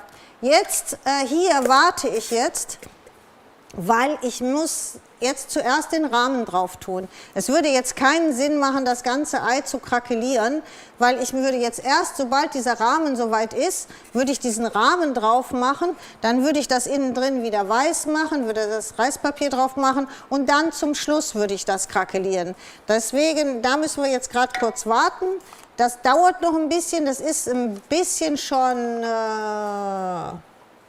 kann man es sehen, hier, genau da, aber hier noch nicht. Gell? Das dauert noch einen Moment, nicht mehr lang, aber es dauert noch einen Moment, dann können wir den da draufsetzen und dann können wir ruhig schon mit dem Krakellack machen, aber nicht vorher, das ist Blödsinn, das alles mit Krakellack, weil hinterher muss ja das Reispapier drauf, deswegen machen wir das danach. In der Zeit können wir aber mal so einen Kranz machen, haben wir ja gesagt, dass wir den gerade machen, jetzt müssen wir nur aufpassen, dass das Ding da nicht reinfällt, so Zeugs. So, ich lege das immer andersrum hin. Wenn wir jetzt mal, welchen nehmen wir denn mal? Machen wir mal den Kranz hier. Dann mache ich ungefähr so breite Streifen. So. Und jetzt schneide ich hier halt Ecken. Gell? Das ist das. So. Und jetzt zerschneide ich natürlich auch dieses Zeug. Und das wird dann natürlich hier auch gleich irgendwo liegen, aber das unbedingt aufheben, wirklich, das ist perfekt für die Shadowbox. So, und hier haben wir noch ein kleines Ding übrig. So. Eine ganz andere Frage mal. Ja. Wird es dieses Jahr zufällig etwas zum Thema Maritim geben? Ja, haben wir noch nicht, soweit muss ich ganz ehrlich zugeben, habe ich noch nicht gearbeitet. Also wir sind mehr oder weniger schon zwar an Weihnachten dazwischen gewesen, aber soweit, dass wir jetzt sagen, Frühling oder so, haben wir noch gar nicht. Gell? Können wir aber machen, warum nicht? Wir haben ja letztes Jahr auch ein bisschen Maritim gehabt, wo wir dann mit zur Messe genommen haben und später. Können wir mal machen, vielleicht machen wir mal ein größeres Thema Maritim. So, wenn es gewünscht wird, warum denn nicht? Also, ich klebe das nicht, sondern ich tue diese Ecken hier drauflegen, immer mit der kleinen Ecke halt mehr oder weniger da rein und dann umwickle ich das Ganze. Gibt es diesen Draht auch bei uns im Shop? Ja, den gibt es bei uns. Das ist ein ganz feiner grüner Draht und wenn man jetzt mal, ich mache das mal, wo ist der Dinge? Näher, tief, weil man sieht ihn nicht. Das ist schon toll, man sieht es einfach nicht, weil er halt grün ist.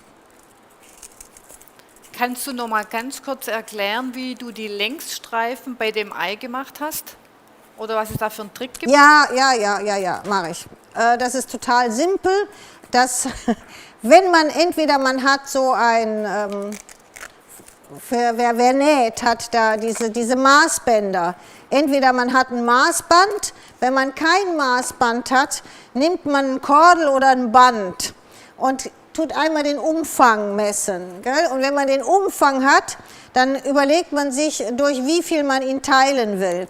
So, und hier habe ich den Umfang genommen und habe den durch 6 geteilt und dann kamen 7 raus und alle 7 Zentimeter habe ich mir dann, Sekunde, wenn ich jetzt dieses Ei nehme, das heißt, wenn ich beide zusammen tue, du kannst natürlich auch von hier nach hier messen, dann hast du genau die Hälfte, dann halt durch 3 und dann waren das 7, 7, 7, also das ist ein bisschen breiter wie die beiden Sachen, wenn es nicht genau hinkommt, muss man sich dann halt überlegen und dann habe ich mir lediglich, also da kann man sich, und irgendwo habe ich doch ein Band, da kann man sich jedes Band der Welt nehmen, was man gerade hat, nimmt das, sage ich jetzt mal, von hier nach hier, hält es einfach an und dann wenn ich dann hier das auf dem Maßband mache, 20 Zentimeter, dann gucke ich hier und dann überall mache ich hier einen Bund und dann male ich einfach da lang. Also das ist jetzt nichts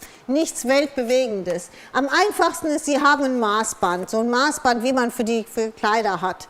Und dann einmal rum, überall mit dem Kuli hier einmal anzeichnen, alle 7 Zentimeter einmal anzeichnen, sage ich jetzt mal.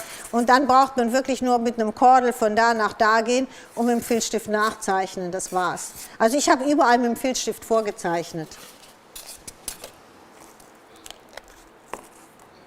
So. Und jetzt. So, oh Sam, brauchst du noch lang? Nee, lass ruhig. Das geht, aber das ist jetzt gleich, das dauert nicht mehr so lang. Das sieht man hier, jetzt kann man das hier sehen, je weißer es wird, umso eher kommen wir jetzt an den Punkt, dass wir das gleich rausholen können.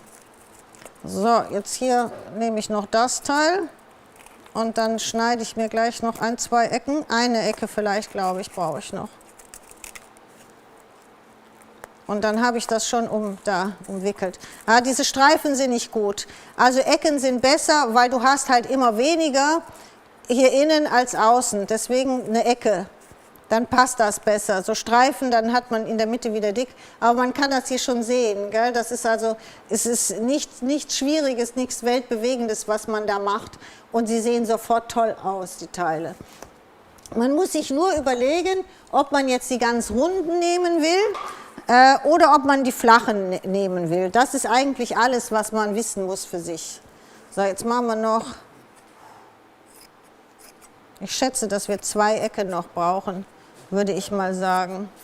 So, und ich weiß jetzt nicht, wie viel, eben wurde gefragt, ob wir die noch mal nachbestellen können. Ich habe es schon notiert. Ja. Genau 30 Stücke, die wir damals nicht gekauft haben, vielleicht können wir die besorgen. Ja, vielleicht hat er die noch. Ja, das wäre vielleicht noch, da hätte man ein bisschen weniger und man braucht ja nicht so viel. Das war vor 2 Monaten. Ja, weiß ich. Eine Ich Frage. weiß es. Für das Ja. 20 cm Styroporei braucht man welche Größe vom Styroporreifen? Für das 20 cm Styropor-Ei. Haben wir das hier, Sam? Ja, gib doch mal eins her. Probieren wir doch mal gerade, oder? Ich habe eins, ja, aber das ist noch zu hell. Ah, doch, da habe ich jetzt. Ich glaube, dass man das, was ich jetzt hier gerade benutze, dass das dafür besser ist. Eine kleine Sekunde. Ich muss noch hier, ja, ich mach das mal gerade. Das ist jetzt hier nicht perfekt. Man muss das noch mal ein bisschen hier an den Seiten ausbessern. Normalerweise geht man hier durch einmal und macht es fest. Jetzt mache ich es gerade mal so, damit man es hat. So, und ich meine, das ist das Beste. Ja, das ist auch das Beste. Welche ist das denn? Von vorne, gute Frage, neue Frage. 12,5 würde ich sagen. 12,5 würde ich sagen. Es ist das Kleinste. Runde? Ja, rund. 12,5 würde ich sagen, das ist das.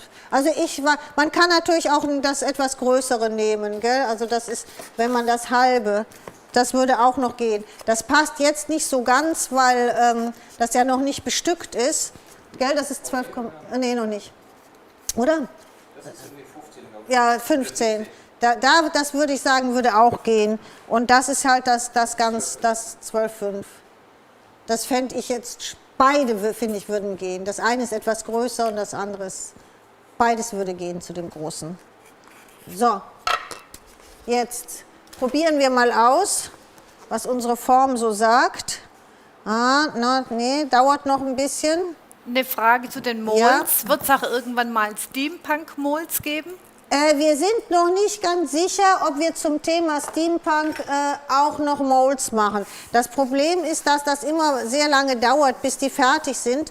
Und weil wir jetzt das Steampunk im März gemacht haben, da werden wir, sorry, ich muss mal gerade runter, da werden wir keine Molds bis dahin haben, werden wir die, glaube ich, da noch nicht haben. Also ich schätze mal, dass unsere nächsten Molds, die wir machen, dass die Mai sind. Und dann gibt es wieder für Weihnachten. Deswegen wird schwierig, muss ich direkt sagen, wird schwierig.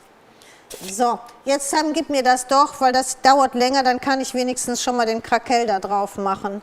Das dauert jetzt nicht mehr sehr lange, aber es dauert noch leider. Dann kann ich schon mal in der Zeit die zweite Lage drauf machen. Ja, ist ja wurscht. Wenn es noch weiß ist, geht's trotzdem. So, das funktioniert trotzdem. Ist nicht ganz, aber ich mache ja jetzt auch, dass ich nicht großartig darüber reibe, sondern dass ich diesen Lack einfach ganz dick, sage ich mal, da so auftrage. Und in der Zeit wird das dann schon. Ich mache das ja bei mir zu Hause immer, die zweite Schicht kommt bei mir immer nachts, bevor ich ins Bett gehe, drauf.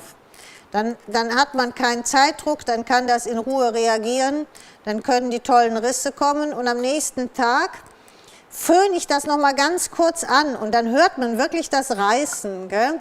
Dann reißt dieser Lack perfekt. Also das ist die perfekte Art, etwas zu machen, dass man das mit viel Zeit, also nicht unbedingt wie hier jetzt mit Heizung, sondern mit viel Zeit schön reißen lässt. Wenn man das mit der Heizung macht, reißt es am Anfang auch, aber es kommen hinterher noch ganz viele Risse.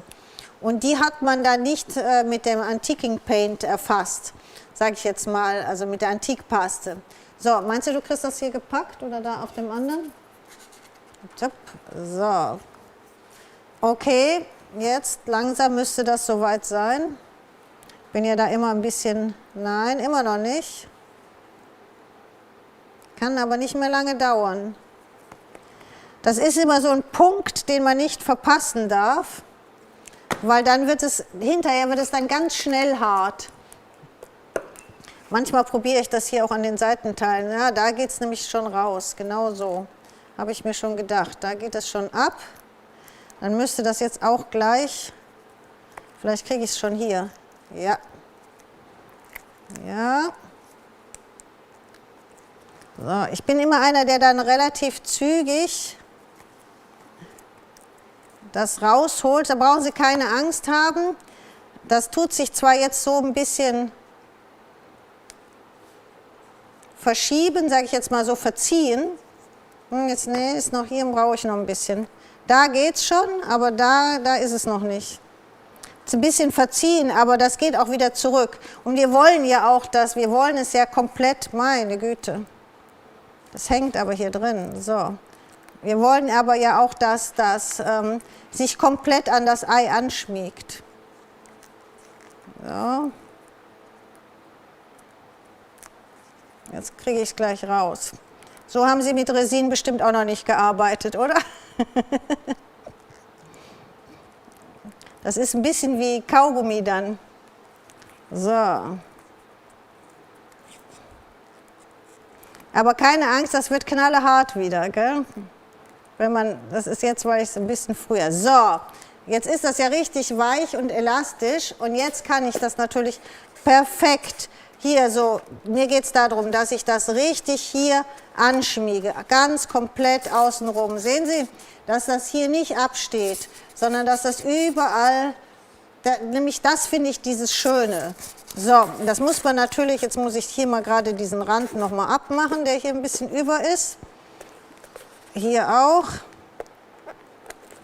Und dann müssen wir das festkleben. Hier klebt es schon mehr oder weniger von allein, weil das Resin ja, hier kann man ein bisschen Kleber noch drunter machen. Das Resin ist ja noch nicht ganz abgebunden und das hat natürlich diesen Vorteil, dass das auch ein bisschen von sich aus klebt.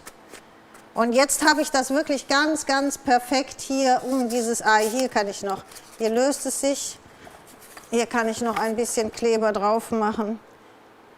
Was ich auch oft mache, wenn ich natürlich viel Zeit habe, dass ich das jetzt hier so drauf tue und dann es komplett aushärten lasse und dann hole ich es wieder runter, wenn ich es nicht geklebt habe, kann es perfekt ins Anmalen, habe überhaupt keine Probleme mit dem Anmalen und habe es aber dann schon so gebogen, gell? Das ist so, dann ist es ja hart und ist so gebogen, dass es wirklich ohne hier einen Zwischenraum ganz perfekt auf dem Ei sitzt.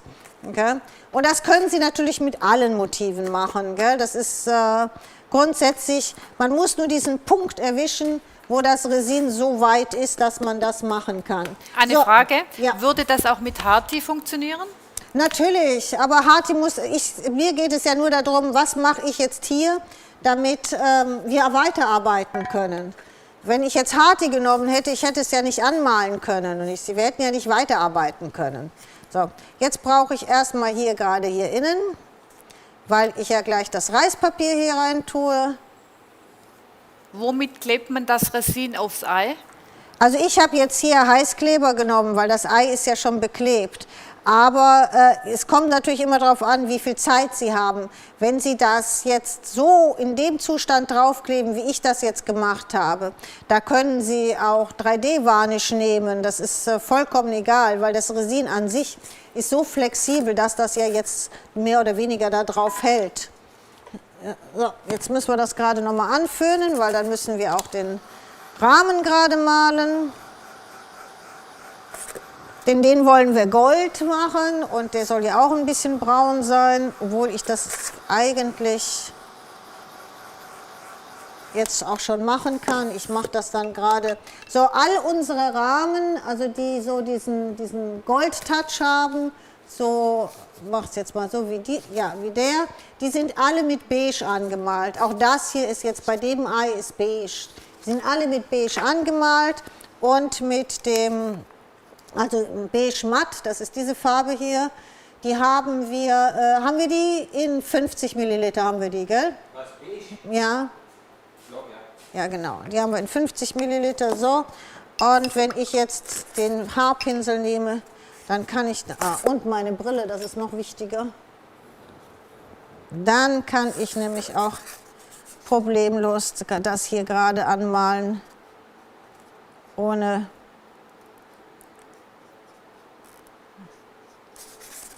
so. Ja.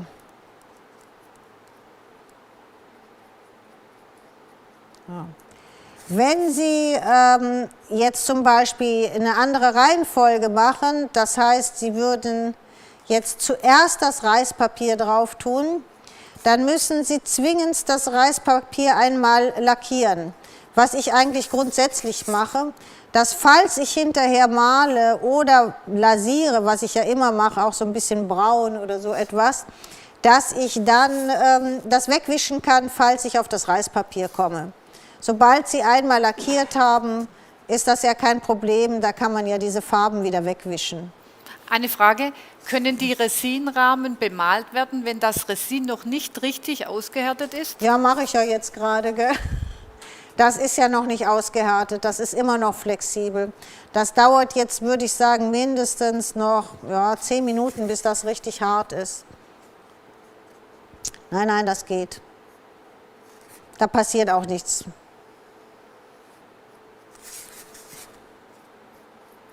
Ich glaube, ich habe das inzwischen so drin, dieses hintereinander arbeiten ohne großartig Pause, dass ich meine Materialien, die müssen immer eine Menge aushalten können. Das hier funktioniert, Lass weit weg, ja genau. Das brauche ich ja jetzt auch noch nicht, das brauche ich erst nachher. eventuell zu schnell alles gemacht. Da hast du jetzt das Styropor-Ei kaputt gemacht? Nein, Styropor-Ei ist nicht kaputt, aber... Ja, und manchmal, wenn man das War alles sehr warm. Ich weiß Styropor-Ei jetzt zu nicht. heiß Ja. macht, dann fängt das an zu kribbeln. Nein. Hast du das gemacht? Nein, Gut, das habe ich nicht gemacht. wir wissen es ja nicht. Das ist der Nachteil bei Styropor, gell? Das ist der Nachteil bei Sam. Nein, würde ich nie sagen, oder? Hast du Komm, aber ich habe dir heute hast du einen aber Berliner gedacht. mit Smarties mitgebracht. Ja, das stimmt.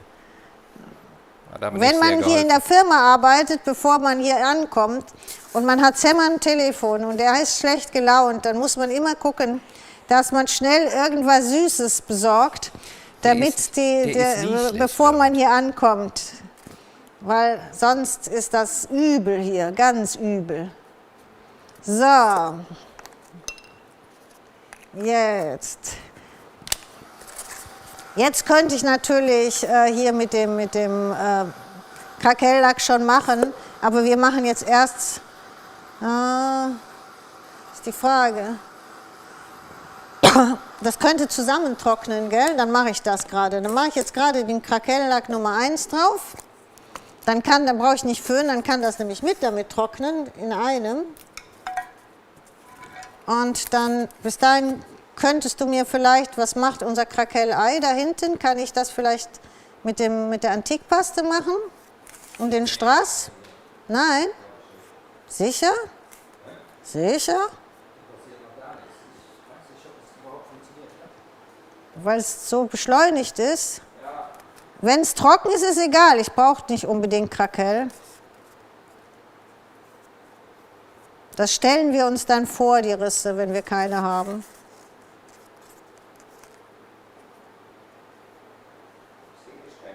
Ja, ja. Dann lass es mal ins Kalte vom Heißen. Ist nicht schlimm, wenn wir keine haben.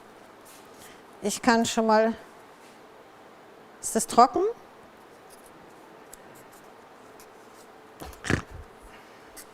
Ich kriege hier sensationelle Antworten, oder? Ja, das ist ein bisschen zusammen. Ja. Ja, das kannst du, wir tauschen jetzt. Ja, wollte ich gerade sagen, wenn es nass ist.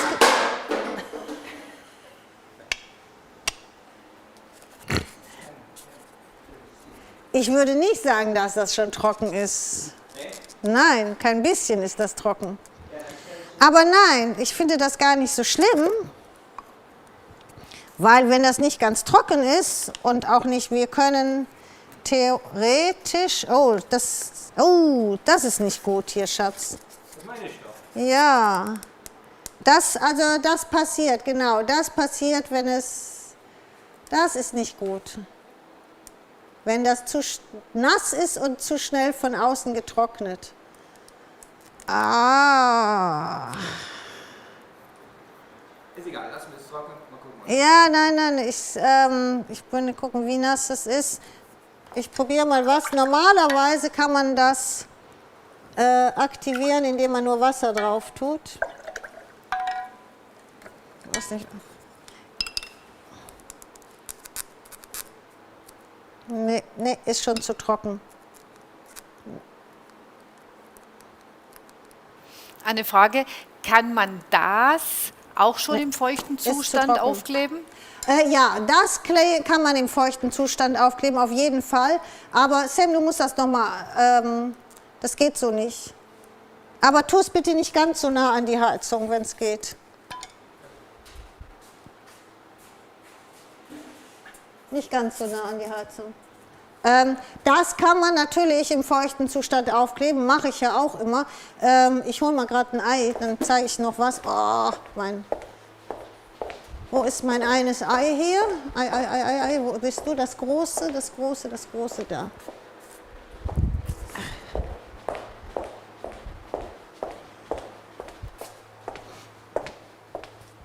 So, das Ei ist mit das gemacht.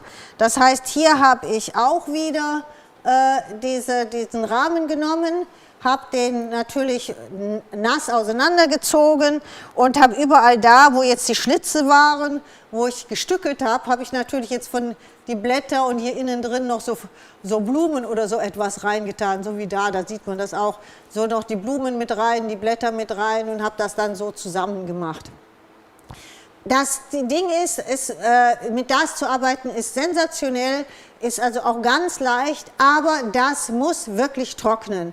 Und das trocknet nicht in einer Stunde und auch nicht in 2 Stunden, sondern am besten eine ganze Nacht, also über Nacht. Dann ist es richtig hart, dann ist es super, dann kann man es toll anmalen. Aber das kann man nicht benutzen, um es jetzt drauf zu tun und dann anmalen, das geht nicht. Das Harte, das trocknet schneller, das kann man oben ein bisschen antrocknen, kann man auch meinetwegen, was ich ja immer gemacht habe, auch mit Pouring Glaze lackieren und dann anmalen, aber das muss trocknen, das funktioniert nicht. Deswegen ist das jetzt hier zum Zeigen, ist das einfach schlecht. Wobei ich zum Arbeiten mag ich das total gerne. Finde ich super, wie man da übereinander arbeiten kann oder überhaupt was machen kann. Okay, so, jetzt stocken wir ein bisschen, weil das nicht trocknet, gell, richtig? Keine Chance? Auf das 2-3 Minuten. Okay, noch eine Frage, irgendwas zeigen in den 2-3 Minuten. Wie der Sam das Ei hält. Gibt es eine Frage, was man noch gerade zeigen kann? Ich bin gerade am Legen, was ich noch machen könnte, rasch, in diesen 2-3 Minuten. Irgendwas mit dem Reispapier.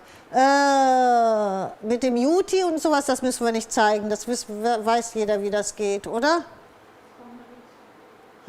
Kommt nichts? Keine Frage, komm Sam, dann machen wir weiter. Ich mache das Weiß trocken und mache Reispapier drauf. Das kriege ich doch hin. Komm, ob das Ding außenrum trocken ist, ist doch wurscht. Jeder kennt inzwischen, bis ich mit allem fit. Guck mal hier, das Weiß ist trocken, das ist doch schon mal was. Jetzt müssen wir ständig irgendwas trocknen, leider. Gell? So, jetzt habe ich natürlich einen kleinen Fehler gemacht. Was ich sonst immer gemacht habe, ist, dass ich, bevor ich den Rahmen, das ist so ein Tipp, bevor ich den Rahmen hier drauf habe, habe ich den immer auf mein Reispapier getan. Nein, leider nicht. Habe ich den auf mein Reispapier getan und habe das Ganze dann einfach nachgezeichnet und ausgeschnitten. Hm? Guck mal, ich glaube aber nicht.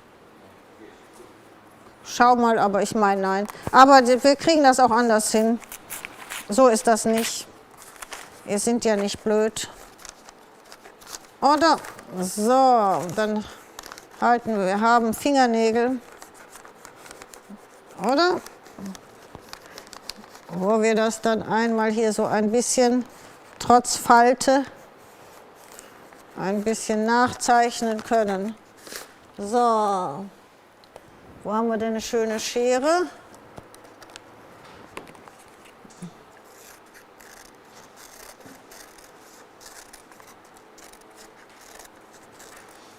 Wenn das jetzt nicht hundertprozentig da reinpasst, ist es auch nicht so schlimm. Ich mache jetzt mal hier so, weil ich gleich... Die Eier sind ja wesentlich stärker gebogen, wie jetzt der Rahmen normalerweise ist.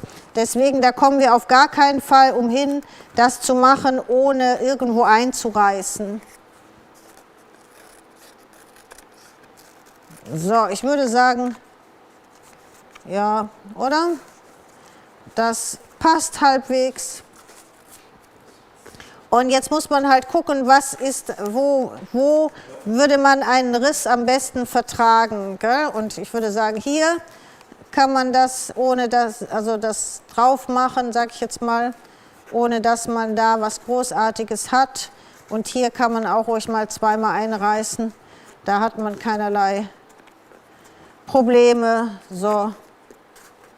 Ja, ich würde sagen, das müsste reichen. Man kann hier unten noch einmal, aber das müsste gut gehen. So, dann, ich habe jetzt hier den Keramik, aber weil ich normalerweise, wenn ich mit Styropor arbeite, halt immer mit dem Keramik arbeite. Aber hier können Sie jetzt auch, weil das ist ja angemalt, auch mit dem anderen arbeiten.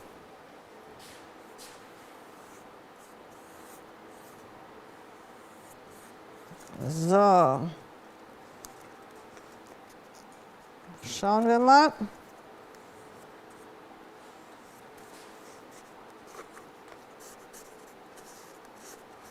Ja, da brauchen wir noch ein bisschen mehr, müssen wir reißen. Das mir, ja, hier müssen wir auch noch mal reißen. Also so haben wir es jetzt schon gut, ohne Falte. Und jetzt brauchen wir das hier noch. So. Wenn ich im Bild sind viel mehr Smileys wirklich. Was? So. Wenn ich im Bild bin, gibt es viel mehr Smileys als bei dir. Ja, bist du jetzt im Bild gewesen? Habe ich was verpasst? So, jetzt müssen wir gucken. Hier bin ich ein bisschen drüber. Über den Rahmen hier an der Seite. Da würde ich aber das nicht jetzt abschneiden, sondern abwarten, bis es trocken ist und dann gerade abschneiden. So, jetzt machen wir alles einfach mit dem Föhn. Gucken, ob ich ein anständiges Cuttermesser hier habe.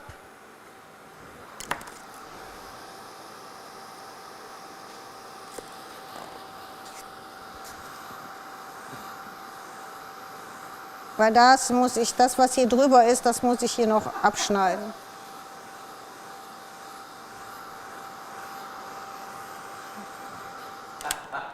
Ja, was lachst du jetzt? Wer hat das geschrieben? Mal gucken, ob das schon geht. Nein, das geht nicht. Nein, kann man nicht machen. Da müssen wir durch. Nee, das geht nicht. Das ist zu nass, das kriegt man jetzt nicht weg, da macht man alles mit kaputt.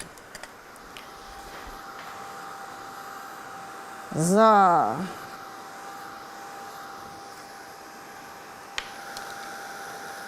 So.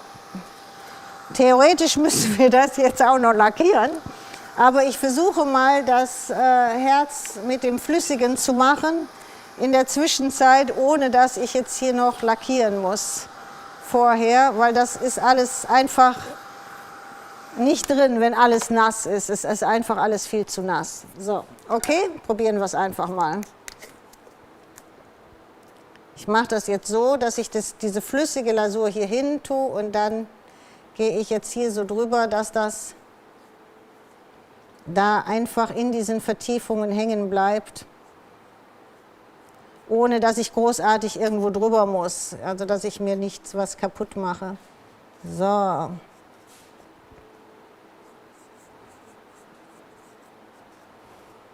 Existiert das Ei noch? Oh, du kannst es reißen hören jetzt. Ja? Ja, ja. Sicher? Ja, ja.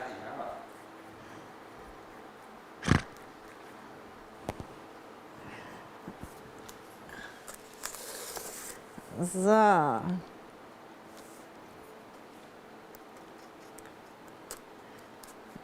Dann würde ich jetzt, damit das auch noch reißt, gleich hier die zweite Schicht drauf machen, dann kann alles trocknen.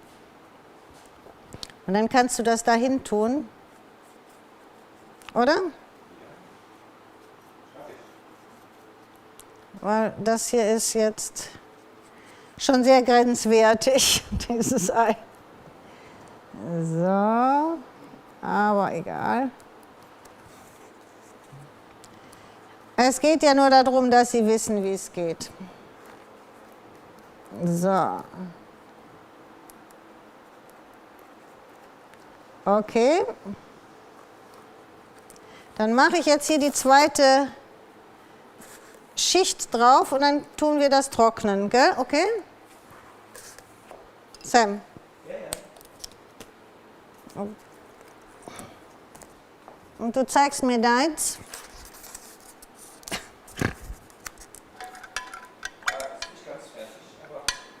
Aber krakeliert's jetzt? Ja, ja, ohne Ende. Okay. Das ist sehr schön.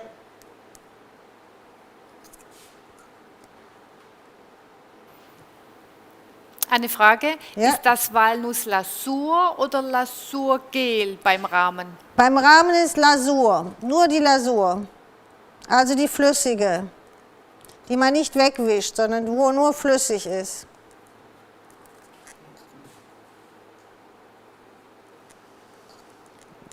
So. So, okay, Sam, kannst du holen? Machen wir einen Tausch? Also normal, was ich jetzt öfters gemacht habe, ich bin dann mit der zweiten, also Nummer 2, wegen dem Glanz, nochmal hier drüber gegangen. Aber das kann ich jetzt nicht, weil es ist alles nicht trocken. Okay? Aber wenn man dann hier auch diesen Glanz haben will, aber keine Risse, kann man das einfach da drüber machen, also wie einen Lack benutzen.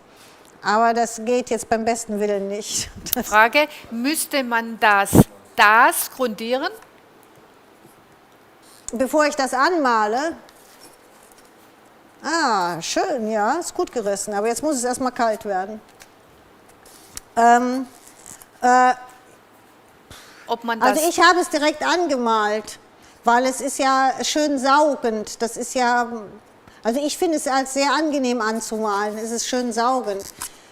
Ich würde es nicht lackieren, aber man kann es natürlich lackieren, weil dann kann man die Farben auch so wegwischen, wenn man es will. Gell, wenn man nur mit normaler Farbe arbeiten will und die Farbe etwas wegwischen. So, das müsste gehen. Jetzt wird es kühl. Ja. Aber normalerweise muss man es nicht grundieren, weil es ist eine schön saugend und wenn man gerade mit den Deco-Soft-Farben arbeitet oder mit den matten Farben arbeitet, ist das eigentlich ganz toll, weil das halt eine schöne saugende Unterlage ist. So. Jetzt, wo haben wir denn ein... Ach, machen wir es mit dem Lappen, oder? Komm.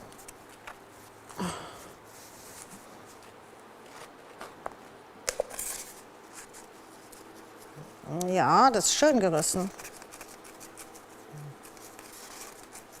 Hier ist es natürlich noch nicht trocken, aber egal. Man kann es schon sehen, es ist schön gerissen. Gell?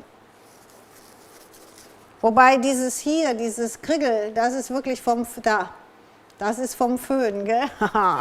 Von der Heizung. Da hast du das Styropor ein bisschen zu viel dran gehalten. Vintage-Look. Oh ja, das ist der absolute Vintage-Look. Vintage-Look. Die Mold, die wo du gerade verwendet hast, das ist die, wo in 2 Wochen kommt, Genau, stimmt? genau. In 14 Tagen kommt die.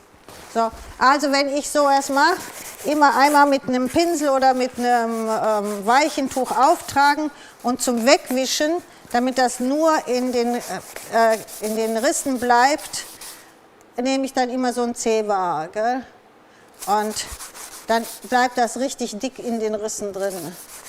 So, jetzt ist das natürlich nicht perfekt, aber ich finde es gar nicht schlecht. Es ist nicht schlecht. Boah, hier. Es hat einen schönen antiken Glanz, sehe das nicht. hat oben mehr Risse wie unten, Ich habe eine Kamera. aber es ist ein Sam-Ei, ein Ja. Original Sam-Ei. Nein, es ist okay. Bunt und leicht verformt. So, und jetzt mache ich nachher natürlich, wenn wir die Eier zusammen gemacht haben, kommt hier auch die Perlenband, aber jetzt mache ich hier das Perlenband drauf. Und da gibt es so einen kleinen Trick, der es ein bisschen einfacher macht, gerade wenn man viel hintereinander arbeitet. So, Moment, wo ist hier denn ein Anfang? Gibt es nicht, okay. Gibt keinen Anfang, dann machen wir den. So, und das heißt, ich mache hier, immer da, wo ich anfange, mache ich einen kleinen Tropfen Heißkleber. Damit fixiere ich mir diese Kette hier schon mal. So, jetzt tue ich sie gerade noch mal zur Seite weg. Und dann mache ich das war mir so klar, dass das jetzt wieder nicht geht. Ja, das ist ja immer zu. Das kann man, egal wie oft man es benutzt. Ja, ich brauche mal gerade eine Nadel. So, und dann gehe ich halt mit dem 3D-Varnish hier drüber. Und das mache ich genauso wie bei den Weihnachtskugeln ja auch so gemacht. Und hier unten gehe ich nochmal mit einem Tropfen Heißkleber hin. Und dann habe ich diese Kette fixiert. Die tue ich jetzt hier in diesen Kleber. Aber ich habe sie oben und unten fixiert, da kann mir nichts mehr passieren, auch wenn der Kleber nicht getrocknet ist. Und dann mache ich sie ab. Und genau das gleiche jetzt wieder. Einen kleinen Tropfen. Ich lasse hier in der Mitte Platz, weil wir brauchen den Platz gleich für diesen Knopf, der da oben drauf kommt, wenn man das Ei zusammen gemacht hat. So, das heißt jetzt wieder Eine Frage, die Perlenkette welches drauf. Produkt würde für die Färbung der Krakelierung verwendet? Sekunde, zeige ich sofort. Die Antikpaste Umbra. Boah, bin ich aber weit weg von dem guten Streifen gekommen hier. So, ich zeige sofort. So, jetzt schmiere ich mir das gerade mal mit rüber. So. Und jetzt kann ich da dieses übrig gebliebene Kleber, kann man natürlich auch mit einem Q-Tip oder so wegnehmen. Ich mache das jetzt mit meinem Finger. Wobei es trocknet, ja klar. Siehst du es Trocknet, nicht. klar, genau. Man sieht es eigentlich nicht. Aber ich mache es trotzdem immer lieber weg. Perfektionist, wie immer. So, jetzt haben wir da schön in diese Dunkel. Hier machen wir das noch weg, hier unten. Und warten auf das nächste ruinierte Ei vom Sam oder die Eihälfte. So, das war hier Antikpaste Umbra. Mit dem Pinsel oder mit einem weichen Tuch einreiben und dann immer am besten mit so einem Zeberwisch und weg wieder drüber. Und dann bleibt das nur in den Rissen hängen. So, wie sieht's aus? Was macht? Nicht gut. Nicht gut? Ha? In das Ei drin? Das Reispapier ist trocken. Ja, ich kann das Gold machen. Dauert noch? Dann gib mal her. Wie viel Uhr haben wir denn? 20:48 Uhr. Oh. Meinst du, die letzten Minuten machen es noch? Machen die es noch? Das können wir morgen machen, ein Bild nachreichen. Vom Krakel? Du kannst ja das Ketten innen drin, du kannst lackieren. Ich kann die. Ja, also noch. Nochmal. Wird das jetzt hier so zusammen gemacht, gell? Aber ich müsste jetzt hier vorher auch die Antikpaste machen, weil die Antikpaste aufzutragen, wenn die Kette schon dran ist, das ist schwierig. So, und dann machen wir natürlich hier und hier auch noch diese Perlen. Da, gell? Hier überall, wo die dunklen kommen, die Perlen. Dann zum Schluss geben wir hier diesen Knopf oben drauf. Das kann man, wie man will, entweder diesen Knopf. Wir haben ja auch die sehen auch schön aus. Also wie man will, ich mache das, nee, so, bin ich jetzt blöd? Da, genau, nee, ich gucke einfach, dass man das zeigt, da oben den Knopf. So, das wäre dann die nächste Arbeit, wenn man das hier fertig hat. So, dann würde hier natürlich noch Pigmentfix mit Gold kommen und dann würde hier innen drin die Perlenkette kommen. Ja, das ist... ich kann die Perlenkette jetzt nicht drauf machen, wenn ich jetzt hier nicht Gold mache. Also, und vorher müsste ich das noch lackieren. Das ist alles nichts Halbes und Also nichts ist Ganzes. egal, dann können wir es nachreichen. Ja, Das müssen ist wir nicht schlimm. Wir machen es Bring mir anständig. mal ein fertiges Ei. Das geht effektiv nicht. Das tut mir schrecklich leid. Ich dachte, ich wäre schneller, bin irgendwie nicht so schnell dafür. Bring mir da einfach so ein fertiges Ei, da kann man das nochmal zeigen. Ja. Ach Gott, bring mir doch am besten alle. Sam schnappt sie jetzt alle gerade. Ne, jetzt fangen wir mit denen an. So, genau. Ja, also, da sind wir doch schon fast beim gleichen Ei. Jetzt musst du aber von vorne machen, bitte. Genau. So, hier sieht man das nochmal besser. Hier sind die krakeliert, hier ist auch das Gold. Dann haben wir hier ein Strassband. Da ist es sogar schon abgegangen, sehe ich gerade. Da muss man gerade mal ein bisschen... Einmal. So, hier habe ich jetzt, hier oben drauf diesen Glanz, das ist hier also nochmal die Nummer 2. Da ist jetzt kein anderer Lack, kein Pouring Glaze oder so, sondern ich habe auf den Decoupagekleber einfach nochmal nur die Nummer 2, nicht Nummer 1 gemacht, nur die Nummer 2, damit ich hier den gleichen Glanz habe wie hier. Gell? Und man sieht ja, das ist der gleiche, das ist so eine Art antiker Glanz, gell? Damit ich den da drauf habe, ist der hier nochmal. Und hier habe ich halt diese 7 cm anders gemacht wie da. Und dann habe ich hier in der Mitte nochmal ein Strassband und das dann so, sage ich jetzt mal, Perlenband, Strassband. Das kann jeder machen, wie er will. Das ist bei dem Ei so und bei dem Ei, was habe ich hier gemacht, muss ich direkt mal überlegen. Was haben wir hier gemacht? Ah ja, hier haben wir dann mit der Bordüre gemacht. Eine Frage. Haben wir einmal die Dartbordüre gemacht, aber sonst auch mit Strassband. Sonst vom System her ist das alles das Gleiche, was ich Ihnen jetzt auch gezeigt habe. Ja. Könnte ich das Ganze auch mit einem Acrylei machen? Ja, aber ist ein Acrylei, um das alles von außen aufzumalen, dann müssen Sie das Acrylei auf jeden Fall vorher grundieren. Also sonst wird es wirklich schwierig. Weil auf Acryl, das hält ja alles nicht so gut. Aber dann muss man es auf jeden Fall, wenn ich ein Acrylei machen würde, fällt mir gerade ein, dann können Sie ein bisschen anders arbeiten. Beim Acrylei würde ich zum Beispiel das Reispapier von hinten reintun und den Rahmen von außen drauf. Weil dann haben Sie den Glanz wie diese Acryl...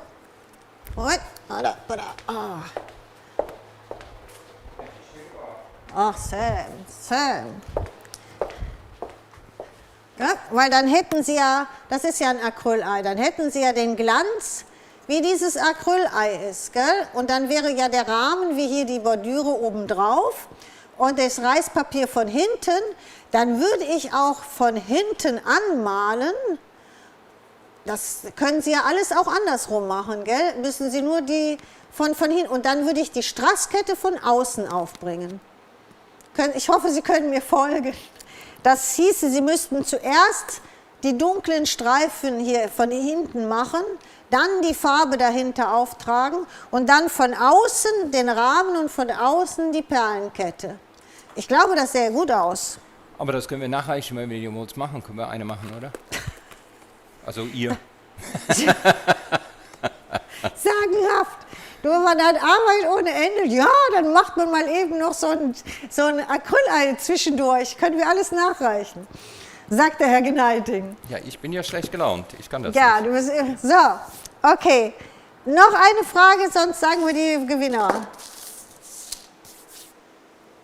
Keine Frage?